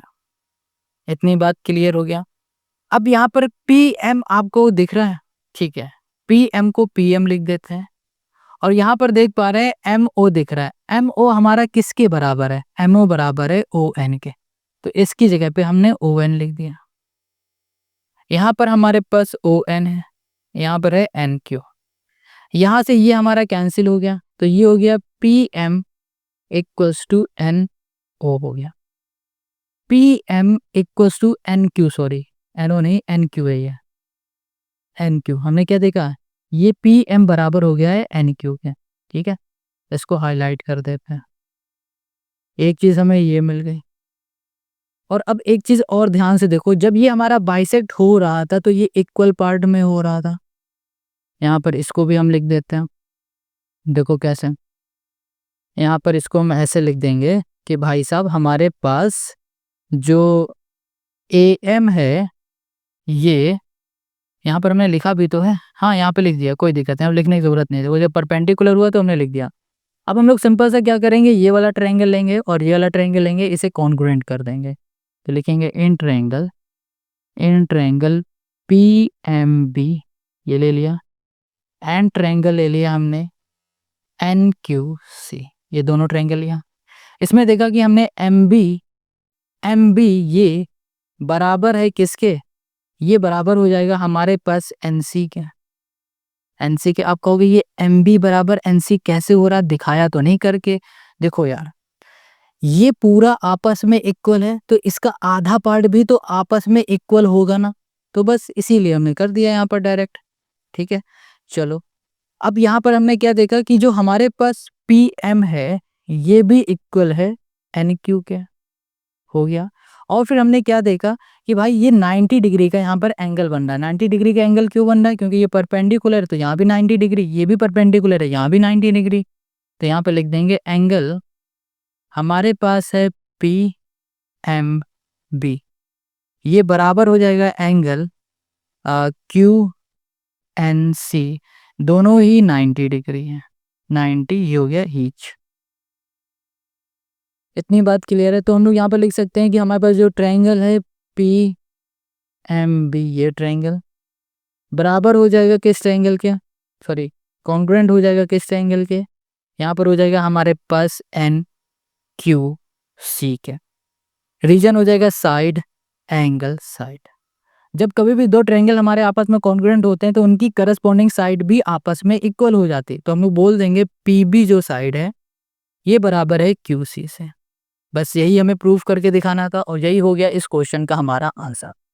आई होप क्वेश्चन नंबर 18 भी आपको समझ में आ गया है। अब आ जाते हैं क्वेश्चन नंबर हम लोग 19 में। Question 19, in the adjoint figure BC is a diameter of a circle with centre O if AB and CD are two chords such that AB parallel CD prove that AB equals to CD। Question यहाँ पर कह रहा है कि हमारे पास एक circle है, उस सर्कल के अंदर एक डायमीटर और दो कॉर्ड है। हमें ये बताना है कि वो जो दो कॉर्ड हैं वो आपस में इक्वल है, यानी कि AB बराबर है CD के। ये हमें करके दिखाना है। अभी हम लोग कैसे करके दिखाएंगे, इसके लिए आपको देखना पड़ेगा रियल फिगर को। इसके यहाँ पर देखो, ये AB कॉर्ड हो गई, ये CD दूसरी कॉर्ड हो गई, ये BC हमारे पास हो गई एक डायमीटर, ये सर्कल का सेंटर है। अब इन दोनों कॉर्ड को इक्वल करने के लिए हमें एक थ्योरम याद करनी पड़ेगी। अगर वो थ्योरम आपको याद आ गई तो समझो ये आपने काम कर लिया। थ्योरम कहती है कि सर्कल के सेंटर से अगर जो लाइन जाएगी वो लाइन हमारी कॉर्ड को टच कर रही है, और फिर से सर्कल के सेंटर से हमारी दूसरी लाइन जा रही है और वो लाइन दूसरी लाइन दूसरे कॉर्ड को टच कर रही है, तो जो ये दो लाइन देख पा रहे हो ना, ये वाली लाइन और ये वाली लाइन, अगर ये दोनों लाइन की लेंथ आपस में इक्वल है तो इसका मतलब ये होता है कि जो कॉर्ड है वो भी आपस में इक्वल है। समझ में आ गया? आपको समझ में आ गया ना? फिर से समझो। सर्कल के सेंटर से हमारी लाइन जाएगी और कॉर्ड को टच करेगी, पहले कॉर्ड को टच कर लिया। सर्कल के सेंटर से लाइन जा रही है और कॉर्ड को टच कर रही है, दूसरे वाले कॉर्ड को टच कर लिया। तो थ्योरम कहती है कि ये जो लाइन टच कर रही है सर्कल के सेंटर से कॉर्ड को, अगर इनकी लेंथ आपस में इक्वल है तो ये जो कॉर्ड होंगी ना, ये भी आपस में इक्वल होंगी। इसी थ्योरम की हेल्प से हम लोग इस AB और इस CD कॉर्ड को इक्वल कर देंगे। बट कैसे? देखो, हम लोग सबसे पहले क्या करने वाले, कंस्ट्रक्ट करेंगे। आपके सामने हमने यहाँ पर कंस्ट्रक्ट किया, सर्कल के सेंटर से इस कॉर्ड में एक लाइन को टच करा दिया, इसका नाम रख दिया L। फिर से ऐसे इधर कर दिया, इधर कर दिया हमने M। अब क्या करेंगे हम कि इस वाले ट्रायंगल को ले लेंगे OCM और इस वाले ट्रायंगल को लेंगे और इन दोनों को कॉन्ग्रुएंट प्रूव करेंगे, जिसकी वजह से जब कोई दो ट्रायंगल आपस में कॉन्ग्रुएंट प्रूफ हो जाते हैं तो उनकी जो साइडें होती हैं वो आपस में इक्वल हो जाती हैं। देखते जाओ, तो लिखेंगे इन ट्रायंगल, यहाँ कर दिया हमने ओके OLM एंड ट्रायंगल कर दिया हमने OBL OCM और OBL। ठीक है, ये दोनों ट्रायंगल ले लिया। अब इसमें हमने क्या देखा कि हमारे पास क्या, ये सर्कल के सेंटर से लाइन जा रही है और ये लाइन हमारी इस कॉर्ड को टच कर रही है, तो ये क्या हो गई, परपेंडिकुलर हो गई। ठीक है, परपेंडिकुलर होते ही 90 डिग्री का एंगल बन गया। और हमें पता है कि भैया हमारी लाइन अगर कॉर्ड को टच करेगी, सर्कल के सेंटर से जाएगी और कॉर्ड को टच करेगी तो उसे बाइसेक्ट कर देगी, यानी कि CM बराबर कर देगी MD के। ये बात समझ में आ गई? तो चलो सबसे पहले इस एंगल की बात कर लेते हैं। तो एंगल हमारे पास हो गया OMC, ये एंगल बराबर हो जाएगा किस एंगल के, इस वाले एंगल के, क्योंकि सेम काम इसमें भी हो रहा है, सर्कल के सेंटर जा रही है ये लाइन और ये कॉर्ड को टच करी, परपेंडिकुलर हो जाएगा। ये हो जाएगा OLB, ये हो जाएंगे दोनों ही 90 ईच। ये बात क्लियर, समझ में आ गया? चलो अब हमें क्या करना है, देखो ध्यान से। यहाँ पर अगर हम लोग ध्यान से देखें, क्या ध्यान से देखें कि हमारे पास ये जो एंगल है और ये जो एंगल है, ये दोनों ही एंगल आपस में कैसे हैं, अल्टरनेट एंगल हैं। और अल्टरनेट एंगल आपस में कैसे होते हैं, इक्वल होते हैं। तो हम लोग बोल सकते हैं एंगल हमारे पास है क्या, यहाँ पर है O, इस पॉइंट का नाम है O, नहीं O नहीं होगा यहाँ पर, हाँ ठीक है, गलत बोल रहे हैं हम। ये दोनों एंगल होंगे वर्टिकली अपोजिट एंगल। ये दोनों हमारे एंगल कैसे हैं, वर्टिकली अपोजिट एंगल है। तो हम लोग लिखेंगे COM, ये एंगल बराबर हो जाएगा एंगल LOB के। रीजन क्या होगा, वर्टिकली अपोजिट एंगल। ठीक है, ये बात क्लियर हो गई। अब देखो ध्यान से, यहाँ पर ना, यहाँ पर क्या हमें ध्यान से देखना है कि अगर हम लोग इस एंगल की बात करें, इस एंगल की, और हम लोग इस एंगल की बात करें, तो ये दोनों ही एंगल हमारे कैसे हो जाएंगे, ये दोनों ही एंगल हो जाएंगे आपस में अल्टरनेट एंगल। तो हम लोग लिख सकते हैं कि हमारे पास एंगल हो जाएगा OBL एल इक्वल हो जाएगा हमारे पास एंगल यहाँ पर ओ सी टी, ये हो जाएगा अल्टरनेट एंगल, अल्टरनेट एंगल। अब देखो ध्यान से, ये एंगल एंगल एंगल से ये दोनों ही ट्रायंगल हमारे क्या हो गए, कॉन्ग्रुएंट हो गए। तो ट्रायंगल हमने लिख दिया ओ सी एम बराबर हो गया एंगल हमारे पास ओ एल बी। ठीक है, ये दोनों ही ट्रायंगल कॉन्ग्रुएंट हो गए, रीजन हो जाएगा एंगल एंगल एंगल सिमिलरिटी। इतनी बात क्लियर हो गई। अब जब कभी भी दो ट्रायंगल आपस में सिमिलर होते हैं तो उसकी करस्पॉन्डिंग जो साइड होती है ना, वो भी आपस में क्या हो जाती है, इक्वल हो जाती है। तो हम लोग बोल सकते हैं कि हमारे पास जो ओ एल साइड है ये बराबर हो जाएगी ओ एम के। तो यहाँ पर हो गया ओ एल बराबर हो गया O M by C P C T.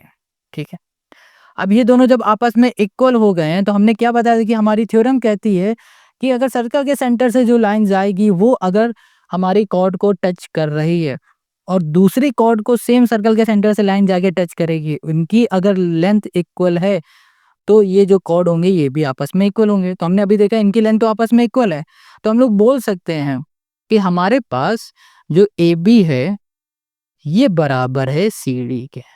बस रीजन हमें देना है। तो हम जानते हैं कि the chord equidistance from the centre are equal.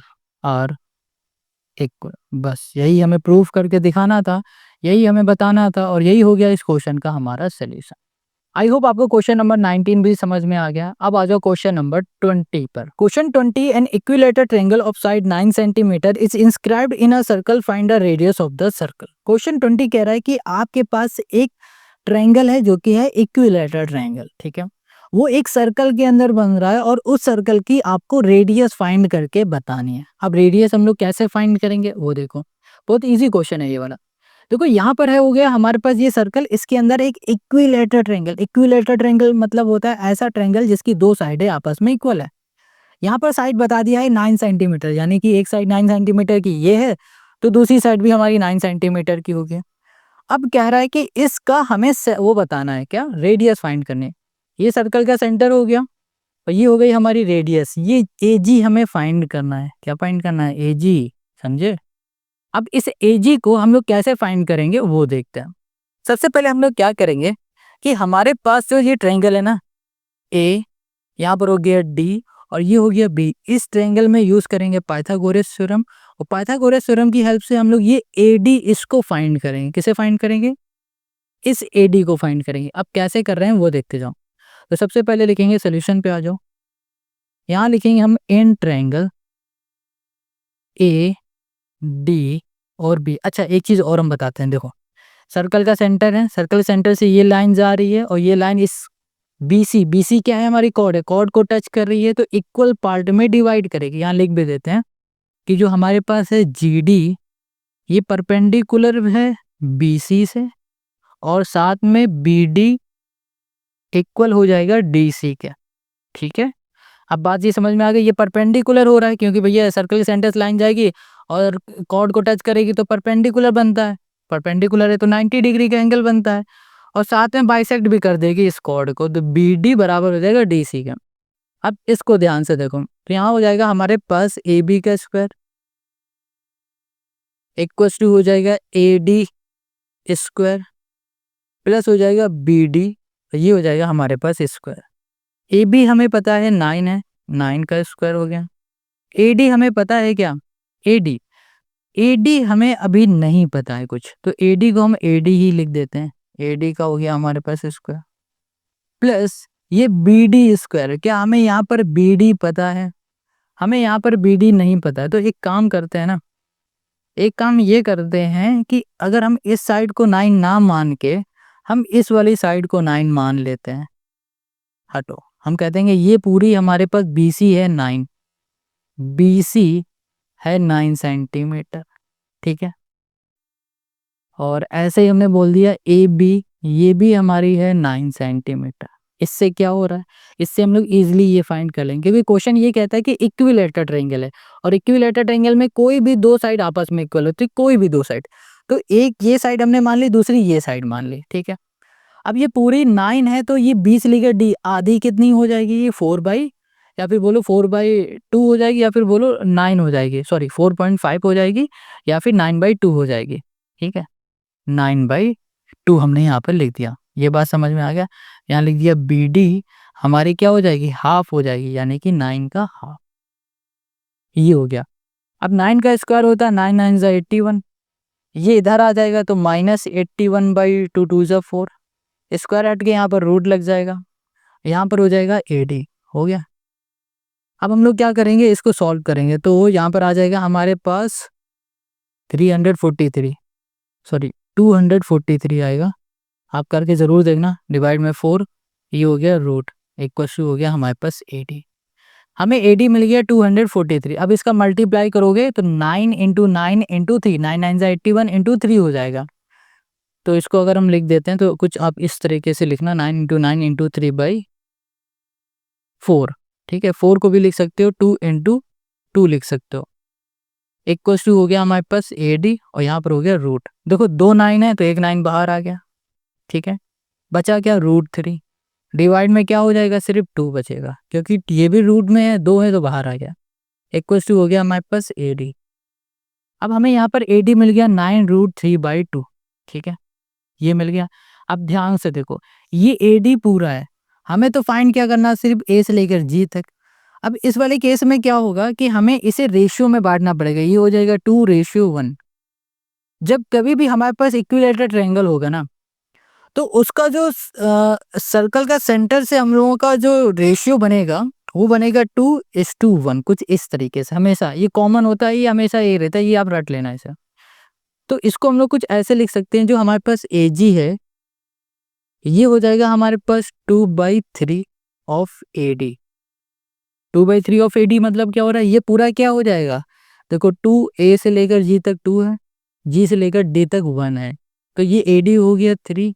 हमें ये AG चाहिए तो 2/ हमने क्या कर दिया, 3 कर दिया, यहाँ पर हो गया AG। AG equals to 2/3 into AD, AD है हमारे पास 9√3/2, 2 से 2 क्या, ये इससे गया, तो यहाँ पर हमें क्या मिल गया, 3√3 मिल गया।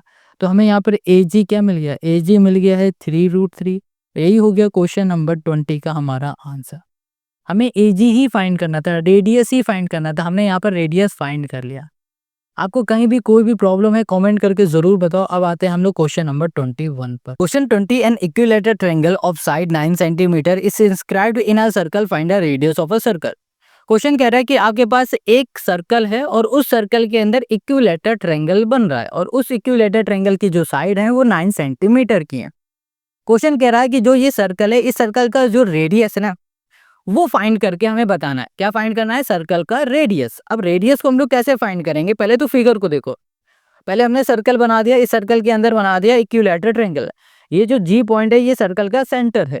अब क्वेश्चन कह रहा है कि आप रेडियस फाइंड करो, यानी कि A से लेकर G तक की हमें डिस्टेंस फाइंड करनी है।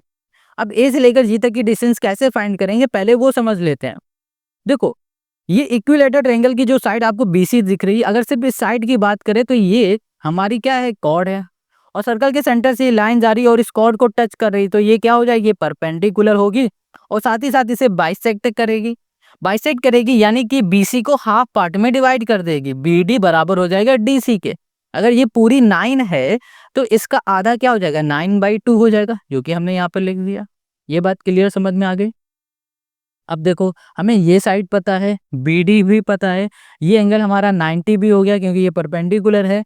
तो इसकी हेल्प से, राइट एंगल ट्रायंगल की हेल्प से हम लोग क्या करेंगे, AD को फाइंड कर लेंगे। AD हमें मिलेगा तो इस AD में हम लोग GD को माइनस कर देंगे तो हमें AG मिल जाएगा, जो कि हो जाएगी रेडियस।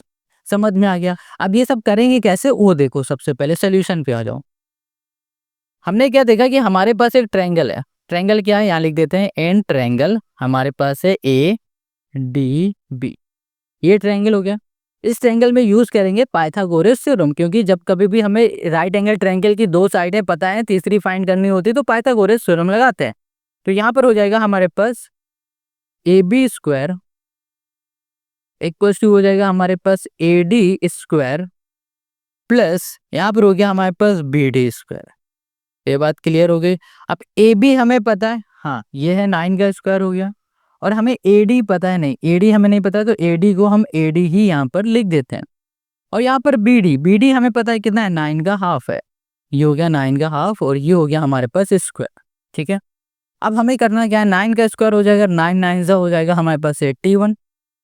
यहाँ पर क्या है हमारे पास 81, यहाँ पर दो 9 का स्क्वायर 81, 2 का स्क्वायर 4, ये प्लस के इधर आ जाएगा माइनस का, तो ये हो गया 81/4 हो गया, इक्वल्स टू हो गया हमारे पास ए डी, ये हो गया हमारे पास स्क्वायर। अब देखो एक काम करो, इस स्क्वायर को हटा देते हैं यहाँ से, और यहाँ पर क्या लग जाएगा हमारे पास, रूट लग जाएगा। क्या लग जाएगा, रूट लग जाएगा। इसको हम लोग सॉल्व करेंगे तो हमें यहाँ पर कितना मिल जाएगा, 243 मिल जाएगा, और डिवाइड में हो जाएगा हमारे पास 4, और ये हो गया हमारे पास रूट हो गया। इतनी बात क्लियर हो गया। अब यहाँ पर हो जाएगा हमारे पास ए डी, ये हो गया ए डी। अब कहोगे 243 कैसे आया, देखो 4 का इसमें मल्टीप्लाई करोगे तो यहाँ पर कितना आ जाएगा हमारे पास 324, 324 में 81 को माइनस कर दोगे 243 तो आएगा, सिंपल सी बात है। अब यहाँ पर ना 243, इसको हम लोग क्या लिख सकते हैं, इसके फैक्टर निकालोगे तो आपको क्या मिलेगा, 81 इंटू 3 मिलेगा। ठीक है, इसको करके देखोगे 243 मिलेगा आपको। अब 81 को लिख सकते हैं हम लोग 9 इंटू 9 इंटू 3 लिख सकते हैं, यानी कि इसको हम ऐसे लिख दें 9 इंटू 9 इंटू 3/2 इंटू 2। कोई दिक्कत है, यहाँ पर हो गया हमारे पास ए डी। अब ये देखो 9 इंटू 9, यानी कि ये हो जाएगा हमारे पास, अगर यहाँ पर स्क्वायर लगाए तो 9 बाहर आ जाएगा, और यहाँ पर डिवाइड में हमारे पास 2 भी बाहर आ जाएगा, बचेगी क्या, सिर्फ रूट में 3, और ये हो गया हमारे पास ए डी। हमें यहाँ पर ए डी की वैल्यू मिल गई है 9/2 रूट 3, ये मिल गया। इतनी बात क्लियर हो गई। अब हमें ए डी मिल गया, यानी कि ये पूरा मिल गया यहाँ से लेकर यहाँ तक। हमें तो ए जी चाहिए था। अब ए जी को हम लोग कैसे फाइंड करें, तो जब कभी भी इस तरीके से कंडीशन हमारी आती है ना, तो हम लोग क्या करते हैं, इसे रेशियो में डिवाइड कर देते हैं। ये हो जाता है 2 हमारा 1। ठीक है, ये पूरा मिलके होगा 3। ठीक है, और ये अगर हम लोग इस पॉइंट से देखेंगे, सर्कल के सेंटर से देखेंगे, तो ए जी बढ़ जाएगा 2:1 में। 2:1 में होगा तो इसको हम लोग कुछ इस तरीके से लिख देंगे। क्या लिखेंगे कि हमारे पास जो ए जी है, ए जी इक्वल्स टू हो जाएगा 2/3, ये हो गया ए डी। अब 2/3 ए डी ये कैसे आ रहा है, ये समझो, ये देखो 2, ये 1, टोटल क्या होगा 3 हो गया। हमें इतना पार्ट चाहिए ना, इस पार्ट की हम लोग बात करेंगे, तो ये हो जाएगा 2 और टोटल का यानी कि 3, तो 2/3 ए डी हो गया। ये चीज़ समझ में आ गई। अब यहाँ पर देखो, यहाँ लिखा हमने 2/3 ए डी, ए डी हमें पता है कितना है 9 रूट 3/2 है। 3 से 9 से कट गया, ये 2 से कट गया, तो यहाँ पर हमें क्या मिल गया, यहाँ पर हमें मिल गया 3 रूट 3। सेंटीमीटर दिया तो सेंटीमीटर हो गया। हमें ए जी ही फाइंड करना था, हमने ए जी फाइंड कर लिया, और यही हो गया इस क्वेश्चन का हमारा आंसर। आई होप आपको क्वेश्चन नंबर 20 समझ में आ गया। कहीं भी कोई भी डाउट है कमेंट जरूर करो। अब आते हैं हम लोग नेक्स्ट क्वेश्चन में, क्वेश्चन 21 में। देखो बढ़िया क्वेश्चन है, 21, 22, 23, ये तीनों ही क्वेश्चन आपके अच्छे क्वेश्चन है। ठीक है, इनकी प्रैक्टिस जरूर करना। अब देखो क्वेश्चन 21 कह रहा है, in the adjoint figure A B and A C are two equal chord of a circle with center O, so that O lie on the bisector of angle BAC। Okay देखो यहाँ पर हमारे पास क्या है, यहाँ पर हमारे पास एक कॉर्ड दिख रही है, ये है हमारे पास ए बी कॉर्ड, ये है ए सी कॉर्ड। ठीक है, दो कॉर्ड हो गए, इक्वल कॉर्ड है, ये बता दिया क्वेश्चन है। सेंटर हमारा O है, so that O lie on the bisector of angle BAC। BAC यानी कि ये जो है ना, ये बाइसेक्ट कर रहा है, बाइसेक्ट कर रहा है, यानी कि ये वाला एंगल इस वाले एंगल के इक्वल है। ये हमें यहाँ पर प्रूव करके दिखाना है। ठीक है, कैसे प्रूव करके दिखाएंगे वो देखो, बहुत सिंपल है। जब कभी भी कोई भी एंगल किसी के भी इक्वल हमें प्रूफ करना होगा, तो उसमें हम लोग क्या कर सकते हैं, उसमें यूज कर सकते हैं हम लोग कॉन्ग्रुएंस वाला। देखो ध्यान समझो, क्वेश्चन क्या कह रहा है कि हमारे पास देखो ए सी और ए बी ये दोनों ही कॉर्ड हैं, और सर्कल के सेंटर से यानी कि यहाँ से हमारे पास एक लाइन जा रही है, और इस एंगल को, ए वाले एंगल को बाइसेक्ट कर रहा है। बाइसेक्ट कर रहा है, इसका मतलब ये हो रहा है हमें ये प्रूव करके बताना है कि ये वाला जो एंगल है ये एंगल बराबर है इस एंगल के। बस हमें ये बोल देना और कुछ नहीं। अब ये कैसे प्रूफ करेंगे वो देखते जाओ। सबसे पहले क्या करेंगे, इस वाले ट्रायंगल को लेंगे और इस वाले ट्रायंगल को लेंगे। तो आ जाते हैं सोल्यूशन में। यहाँ लिखा हमने एन ट्रायंगल, एन ये हो गया हमारे पास ट्रायंगल। हमने बोल दिया ये है हमारे पास ओ ए बी, ये ट्रायंगल ले लिया। एंड हमने यहाँ पर दूसरा ट्रायंगल ले लिया है ओ सी ए, ये दोनों ट्रायंगल को लिया। अब इसमें देखते हैं क्या क्या सिमिलर है। सबसे पहले हमने यहाँ पर ये नोटिस किया भैया ए बी और ए सी ये दोनों इक्वल कॉर्ड है हमारे पास। तो हमने बोल दिया ए बी बराबर हो जाएगा हमारे पास ए सी। और यहाँ पर रीजन क्या हो जाएगा, ये हमें गिवन है और गिवन लिख दो या फिर आप लिख दो ये इक्वल कॉर्ड है, आपकी मर्जी। ठीक है, अब देखो ओ ए दोनों ही ट्रायंगल में आ रहा है तो हम लोग लिख सकते हैं ओ ए हमारा क्या है, कॉमन है। ओ ए इक्वल्स टू ओ ए, ये क्या हो गया, कॉमन। अब ये हमारा कॉमन हो गया। अब एक चीज और देखो, ये ओ बी और ये ओ सी ये दोनों ही हमारी क्या है, रेडियस है। सर्कल के सेंटर जा रही है और यहाँ जा रही है, और ये भी सर्कल सेंटर जा रहा है, इस पॉइंट में टच कर रहा है, तो ये दोनों क्या है, रेडियस है। तो ये भी हमारी आपस में इक्वल होंगी। तो ओ सी इक्वल टू हो गया हमारे पास ओ बी। रीजन क्या हो जाएगा, रेडियस।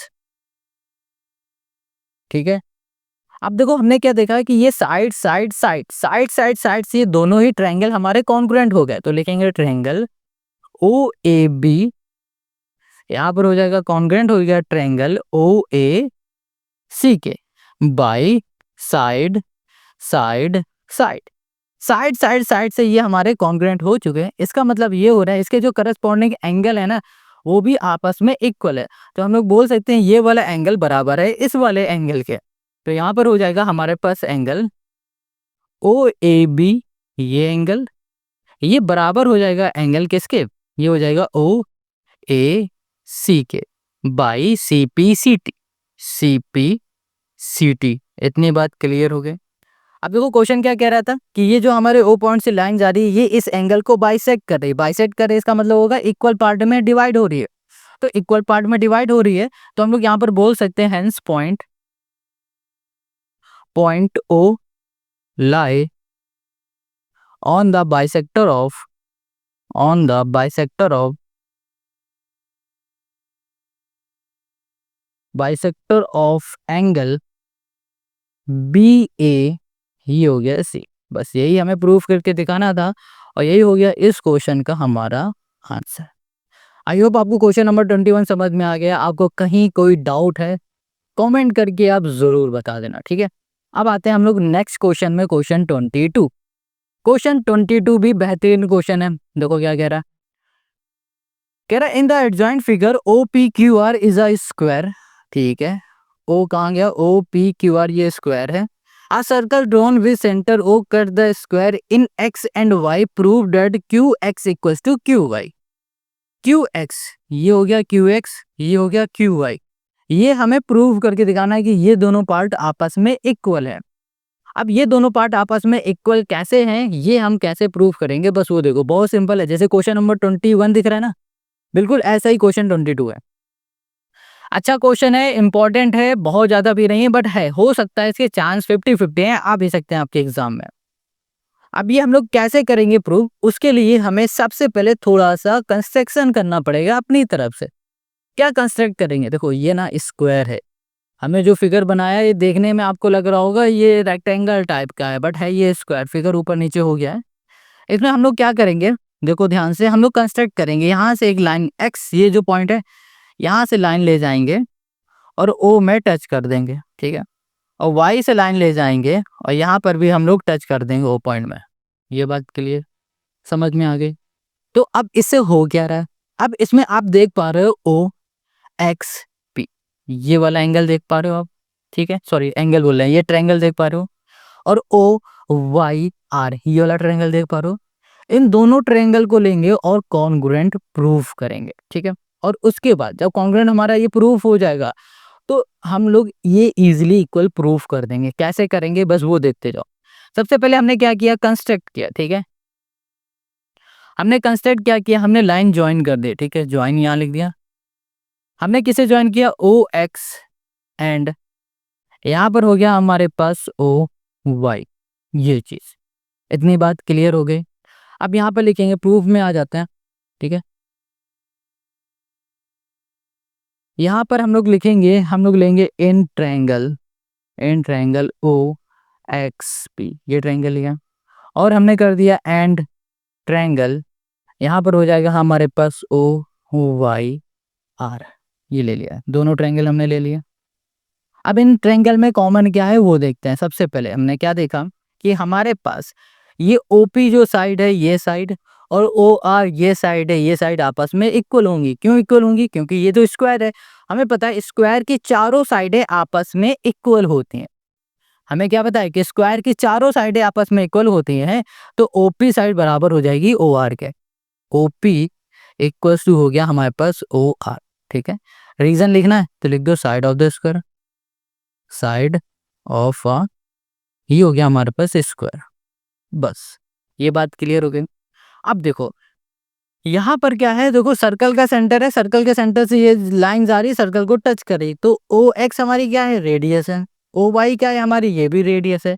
यहाँ पे लिखेंगे ओ एक्स इक्वल्स टू हो गया हमारे पास ओ वाई, ये दोनों ही क्या है, रेडियस है। इतनी बात क्लियर समझ में आ गई आपको? अब ये भी रेडियस है, ये भी रेडियस है, ये हमारी साइड है, क्या है, स्क्वायर का साइड इक्वल हो गया है। अब हम लोग यहाँ पर क्या बोल सकते हैं, देखो और क्या हमें इक्वल दिख रहा है। अब अगर हम लोग ध्यान से देखें, क्या ध्यान से देखें कि ये जो एंगल है, ये वाला एंगल हमारा, ठीक है, और ये वाला एंगल जो है, ये दोनों ही एंगल हमारे 90 डिग्री के हैं। आप कहोगे 90 डिग्री क्यों है? क्योंकि देखो स्क्वायर है, तो स्क्वायर के चारों एंगल हमारे 90 डिग्री के ही होते हैं। तो हम लोग बोल सकते हैं कि हमारे पास जो एंगल है वाई आर ओ, ये एंगल बराबर हो जाएगा एंगल यहाँ पर एक्स पी, ओके। और रीजन क्या हो जाएगा हमारे पास, यहाँ पर हो जाएगा 90 एच, 90, ये हो गया एच। ये बात क्लियर समझ में आ गई आपको? सिंपल है। अब यहाँ पर देखो कि हमारे पास ये दोनों ही ट्रायंगल कॉन्ग्रुएंट हो गए राइट एंगल ट्रायंगल से, आर एच एस से। तो यहाँ पर हो जाएगा राइट एंगल ट्रायंगल नहीं बोलेंगे, आर एच एस बोलेंगे यहाँ पर। तो यहाँ पर हो जाएगा triangle O X P congruent हो चुका है ट्रायंगल किसके, ओ वाई आर के। रीजन हो जाएगा बाई आर एच एस। देखो जब ये हमारे दो ट्रायंगल आपस में कॉन्ग्रुएंट हो गए, तो इसका मतलब ये हो रहा है इसकी जो साइडें होंगी करस्पॉन्डिंग साइड, वो भी आपस में इक्वल होंगी, यानी कि वाई आर ये वाली साइड बराबर होगी एक्स पी के। तो यहाँ लिख दिया वाई आर इक्वल हो गया हमारे पास एक्स पी के। रीजन हो जाएगा by C P C T. बस अब यहीं पर रुक जाओ। अब देखो ये देख पा रहे हो क्यू आर और क्यू पी, ये दोनों साइड आपस में इक्वल है। क्यों? क्योंकि भैया ये हमारे पास पूरा है स्क्वायर, स्क्वायर की चारों साइडें आपस में होती हैं। तो इसका मतलब क्यू आर बराबर है क्यू पी के। तो हमने यहाँ लिख दिया क्यू आर इक्वल टू हो गया हमारे पास क्यू पी, ठीक है। इतनी बात क्लियर है। अब देखो क्यू आर कैसे बन रहा है, ये बन रहा है वाई आर प्लस यहाँ पर है हमारे पास वाई क्यू, ऐसे बन रहा है। क्यू पी कैसे बन रहा है, Q X plus x P के बन रहा है ना। अब देखो ध्यान से, यहाँ पर हमारे पास क्या दिख रहा है, वाई आर दिख रहा है। क्या दिख रहा है, वाई आर दिख रहा है ना। तो वाई आर को हम लोग क्या कर सकते हैं, वाई आर, ओके एक सेकंड, हाँ ठीक है। वाई आर बराबर है हमारे पास एक्स पी के, तो वाई आर की जगह पे हमने लिख दिया एक्स पी, यहाँ पर कर दिया X P plus Y Q equals to Q X plus हो गया हमारे पास एक्स पी। एक्स पी से एक्स पी कैंसिल हो गया, ये हो गया हमारे पास Y Q equals to Q X. हमको यही इक्वल फाइंड करके दिखाना था, प्रूफ करके दिखाना था, और हमने यहाँ पर कर लिया। देखो हमें क्या करना था, Q X equals to Q Y, है ना, एक ही बात है। Q X equals to Q Y बोलो, Y Q equals to Q X बोलो, एक ही बात है। यही हमें प्रूफ करना था। यही हो गया इस क्वेश्चन का हमारा सोल्यूशन। आई होप आपको क्वेश्चन नंबर 22 भी समझ में आ गया है। अब आ जाते हैं इस एक्सरसाइज के लास्ट क्वेश्चन पर। Question 23, to circles with centre O and O dash intersect at 2 point A and B. A line PQ is drawn parallel to QO dash, sorry, through A or B intersecting the circle at P and Q. Prove that PQ equals to 2O dash. Question कह रहा है कि दो हमारे पास circle है, ठीक है, जिनके दो सेंटर है, एक है ओ दूसरा है ओ डैश, और दोनों ही सर्कल इंटरसेक्ट कर रहे हैं ए पॉइंट में और बी पॉइंट में। Got it. आगे क्या कह रहा है कि जो ये हमारे पास पी क्यू है ना, वो लाइन पैरेलल है ओ ओ डैश से, यानी कि सर्कल के सेंटर से दूसरे सर्कल के सेंटर से एक लाइन ज्वाइन की गई है, और वो वाली लाइन पैरेलल है पी क्यू लाइन से, और जो ये पी क्यू लाइन है वो ए और बी इन दोनों में से किसी भी एक पॉइंट से होकर जा रही है। इतनी बात क्लियर है।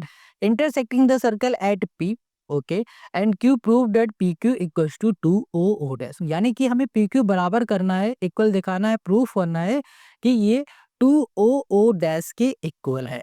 अब ये क्वेश्चन कैसे सॉल्व होगा? सबसे पहले तो इसके फिगर को देखो, फिगर कैसे बनेगा। अभी हमने क्या देखा था कि दो सर्कल है हमारे पास कुछ इस तरीके से, ये दोनों ही सर्कल है, फिगर को ध्यान समझना तभी बना पाओगे। और ये क्वेश्चन आपका मोस्ट इंपॉर्टेंट क्वेश्चन है। ये दोनों ही सर्कल के अलग अलग सेंटर है, एक का नाम दे दिया ओ सेंटर का, दूसरे का नाम है ओ डैश, ये हमने लाइन ज्वाइन कर दी। क्वेश्चन ने कहा है इस लाइन से हमारी एक लाइन पैरेलल है जिसका नाम है पी क्यू, ये देखो पी क्यू, और ये जो पी क्यू लाइन है ये ए से भी जा सकती है, बी से भी जा सकती है, आपकी मर्जी आप किससे बना रहे हो, बी से होते हुए जा रही है या ए से होते हुए जा रही है, ये आपकी मर्जी। हमने यहाँ पर बी से बना दिया, ठीक है, ये बी के थ्रू होते हुए जा रही है, तो ये दोनों आपस में कैसी हो गई, पैरेलल हो गई। अब क्वेश्चन क्या कह रहा है, क्वेश्चन ये कह रहा है कि आपको प्रूफ करना है जो ये पी क्यू है ना, ये बराबर है टू ओ ओ डैश के, ये प्रूफ करना। यहाँ पर जो भी गिवन था वो लिख लिया है, और हमने यहाँ पर एक कंस्ट्रक्शन खुद से किया। कंस्ट्रक्शन ये क्या है कि ओ पॉइंट से हमने एक लाइन नीचे को ड्रॉ किया और यहाँ पर पी बी में ज्वाइन कर दिया। इधर भी हमने यही काम किया, ओ डैश से लाइन ले गए हैं और पी क्यू में ज्वाइन कर दिया। तो इससे हो क्या रहा है, सर्कल के सेंटर से ये लाइन जा रही है। अच्छा, थोड़ी देर के लिए इस सर्कल को भूल जाओ, सिर्फ पीबी को ध्यान से देखोगे तो ये पीबी क्या दिख रही है आपको, कॉर्ड दिख रही है। सर्कल के सेंटर से लाइन जा रही है और इस कॉर्ड को टच करेगी तो ये परपेंडिकुलर भी होगा, बाइसेक्ट भी करेगा। क्या होगा, परपेंडिकुलर होगा, बाइसेक्ट करेगा। सेम चीज इसमें भी परपेंडिकुलर होगा, बाइसेक्ट करेगा, वही हमने यहाँ पर लिख लिया है। ये चीज आपको समझ में आ गई? कहीं भी कोई भी दिक्कत है ना, आप कमेंट करके ज़रूर बता देना, ठीक है? और हमें ये भी पता है कि भैया ये परपेंडिकुलर भी होगा और ये बाइसेक्ट भी करेगा। इसको लिख के भी हम बता देते हैं, चलो। तो यहाँ पर प्रूफ में आ जाता है, बहुत सिंपल ईज़ी है, बट ऐसे ही क्वेश्चन आपके एग्ज़ाम में आते हैं। तो लिखेंगे, हमें पता है, हम क्या जानते हैं, वी नो डैट, हम ये जानते हैं the perpendicular perpendicular drawn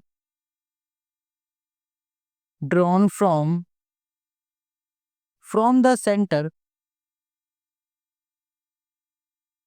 center of the chord, sorry, center of the circle of center of the drawn from the center of a sorry, drawn from the center of the chord हो जाएगा, ठीक है, of the chord bisect the chord। हमने यहाँ पर क्या देखा कि सर्कल के सेंटर से लाइन जाएगी, ये हमारी परपेंडिकुलर होगी और साथ ही साथ हमारी बाइसेक्ट भी कर देगी इसको, इस कॉर्ड को। इतनी बात क्लियर है? अब कॉर्ड को बाइसेक्ट करेगी, इसका मतलब यहाँ पर हम लोग लिख सकते हैं कि हमारे पास जो यहाँ पर है पी एक्स, ठीक है, ये पी एक्स बराबर हो जाएगा हमारे पास किसके, ये हो जाएगा हमारे पास एक्स बी के, ठीक है। और इसी तरीके से इसमें बात करें तो यहाँ पर आप देख पा रहे हो हमारे पास है वाई क्यू, ये हमारा इक्वल हो जाएगा किसके, बी वाई के। इसको पहली इक्वेशन बोलो और इसको बोल देंगे ये हमारी दूसरी इक्वेशन है। कोई दिक्कत है यहाँ पर? कहीं भी कोई भी डाउट है तो कमेंट करो। अब हम लोग क्या करेंगे, ऐड करेंगे। क्या करेंगे, ऐड। क्या लिखेंगे, on adding equation first and, यहाँ कर दिया हमने सेकंड, पहली और दूसरी इक्वेशन को हम ऐड करेंगे। तो यहाँ पर इन दोनों को ऐड करो तो ये हो गया हमारे पास पी एक्स प्लस ये हो गया हमारे पास Y Q equals to X B plus हो गया हमारे पास बी वाई। अब इसको ध्यान देखो, पी एक्स वाई क्यू कहाँ पर है, पी एक्स यहाँ पर है, वाई क्यू यहाँ पर है, ठीक है। और यहाँ पर हमारे पास एक्स बी है और बी वाई है। एक्स बी ये है और बी वाई ये है। अब हम लोग इसमें क्या करने वाले हैं, देखो इसमें भी हम लोग ऐड करेंगे फिर से। अब हम लोग इसमें क्या ऐड करेंगे, हम लोग इसमें ऐड करेंगे एक्स बी। क्या ऐड करेंगे, एक्स बी प्लस यहाँ पर ऐड करेंगे बी वाई। देखो क्यों ऐड कर रहे हैं अभी समझ में आएगा। तो यहाँ लिखेंगे ऑन एडिंग, ऑन एडिंग यहाँ पर हो गया एक्स बी प्लस यहाँ पर हो गया बी वाई। ठीक है, किस इक्वेशन में हम लोग ऐड करेंगे, हम लोग ऐड कर देंगे तीसरी वाली इक्वेशन में। Okay, on both side, both side in equation third, तीसरी इक्वेशन में हम ऐड करेंगे। तो यहाँ पर हो जाएगा हमारे पास P X plus Y Q plus X B plus B Y. Got it, equals to, इधर आ जाओ, ये है हमारे पास X B plus B Y plus यहाँ पर हो गया एक्स बी प्लस ये हो गया बी वाई हो गया। Got it. अब देखो पी एक्स यहाँ पर है और एक्स बी यहाँ पर है। पी एक्स और एक्स बी बनेगा पी बी, यहाँ कर दिया हमने P B plus Y Q और बी वाई, वाई क्यू और बी वाई बनेगा बी क्यू प्लस हो गया हमारे पास बी क्यू इक्वल टू यहाँ भी एक्स बी यहाँ भी X B, two X B plus two B Y. Got it. P B और बी क्यू, पी से लेकर बी से लेकर क्यू, पूरा क्या हो गया पी क्यू हो गया। ये हो गया P Q equals to two common हो गया एक्स बी और ये हो गया हमारे पास बी वाई, ये हो गया। Got it. यहाँ पर देखो पी क्यू तो आ गया। अब हमें यहाँ पर क्या लाना था, यहाँ पर हमें लाना था एक्स बी और बी वाई। देखो कहाँ पर है, एक्स बी ये है, बी वाई ये, यानी कि एक्स से लेकर वाई तक। तो यहाँ पर हो गया हमारे पास टू, ये हो गया एक्स वाई। अब ध्यान समझना, ये हो गया P Q, B sorry P Q है, बी क्यू नहीं पी क्यू। अब देखो क्वेश्चन ने क्या बताया था, क्वेश्चन ने हमें बताया था ओ और ओ डैश जो है ना, ये हमारे कैसे हैं, पैरेलल हैं। किसके पैरेलल हैं, पी क्यू के, पी क्यू के पैरेलल है। अब देखो ये पूरा इसके पैरेलल है और एक्स से लेकर वाई तक सिर्फ हम इतना पार्ट लें तो ये भी इसके क्या होगा, पैरेलल ही तो होगा। पैरेलल होगा तो और क्या होगा, इसके इक्वल भी होगा। तो हम लोग यहाँ पर बोल सकते हैं कि भाई साहब यहाँ पर टू एक्स वाई की जगह पर लिख सकते हैं ओ ओ डैश, बस ये हो गया पी क्यू। अब चाहो तो यहाँ पर हम लिख देते हैं, यहाँ पर क्या लिख देंगे, यहाँ पर लिख देंगे ओ ओ डैश इक्वल्स टू हो गया हमारे पास, ये हो गया एक्स वाई। बस हमें यही करके दिखाना था। आई होप आपको ये समझ में आ गया है। अगर आपको ये समझ में नहीं आ रहा है ना, तो आप इसकी एक दो बार पहले प्रैक्टिस करो। ठीक है, प्रैक्टिस करो। अगर नहीं आ रहा है तब भी तो आप हमें कमेंट करके बता सकते हो, इसके लिए हम अलग से वीडियो ज़रूर बना देंगे। आई होप आज की वीडियो आपको समझ में आ गई है, सारे क्वेश्चन समझ में आ गए। नेक्स्ट वीडियो में हम लोग सॉल्व करेंगे इसकी नेक्स्ट एक्सरसाइज 12B। और 12B के सारे क्वेश्चन अगर आपको एक ही वीडियो में चाहिए तो इस वीडियो में सिर्फ लाइक टारगेट है 50 लाइक कर दो। कमेंट करके बता दो कि भैया एक वीडियो में एक एक्सरसाइज निपटा दो, तो हम पूरे क्वेश्चन आपको एक वीडियो में दे देंगे। वरना 1 to 10 1 to 15 जैसा हमें लगेगा, दो पार्ट में डिवाइड करके आपको वीडियो मिलेगी। वो वीडियो की लिंक आपको मिलेगी डिस्क्रिप्शन में। जाने से पहले कमेंट करके जरूर बताना।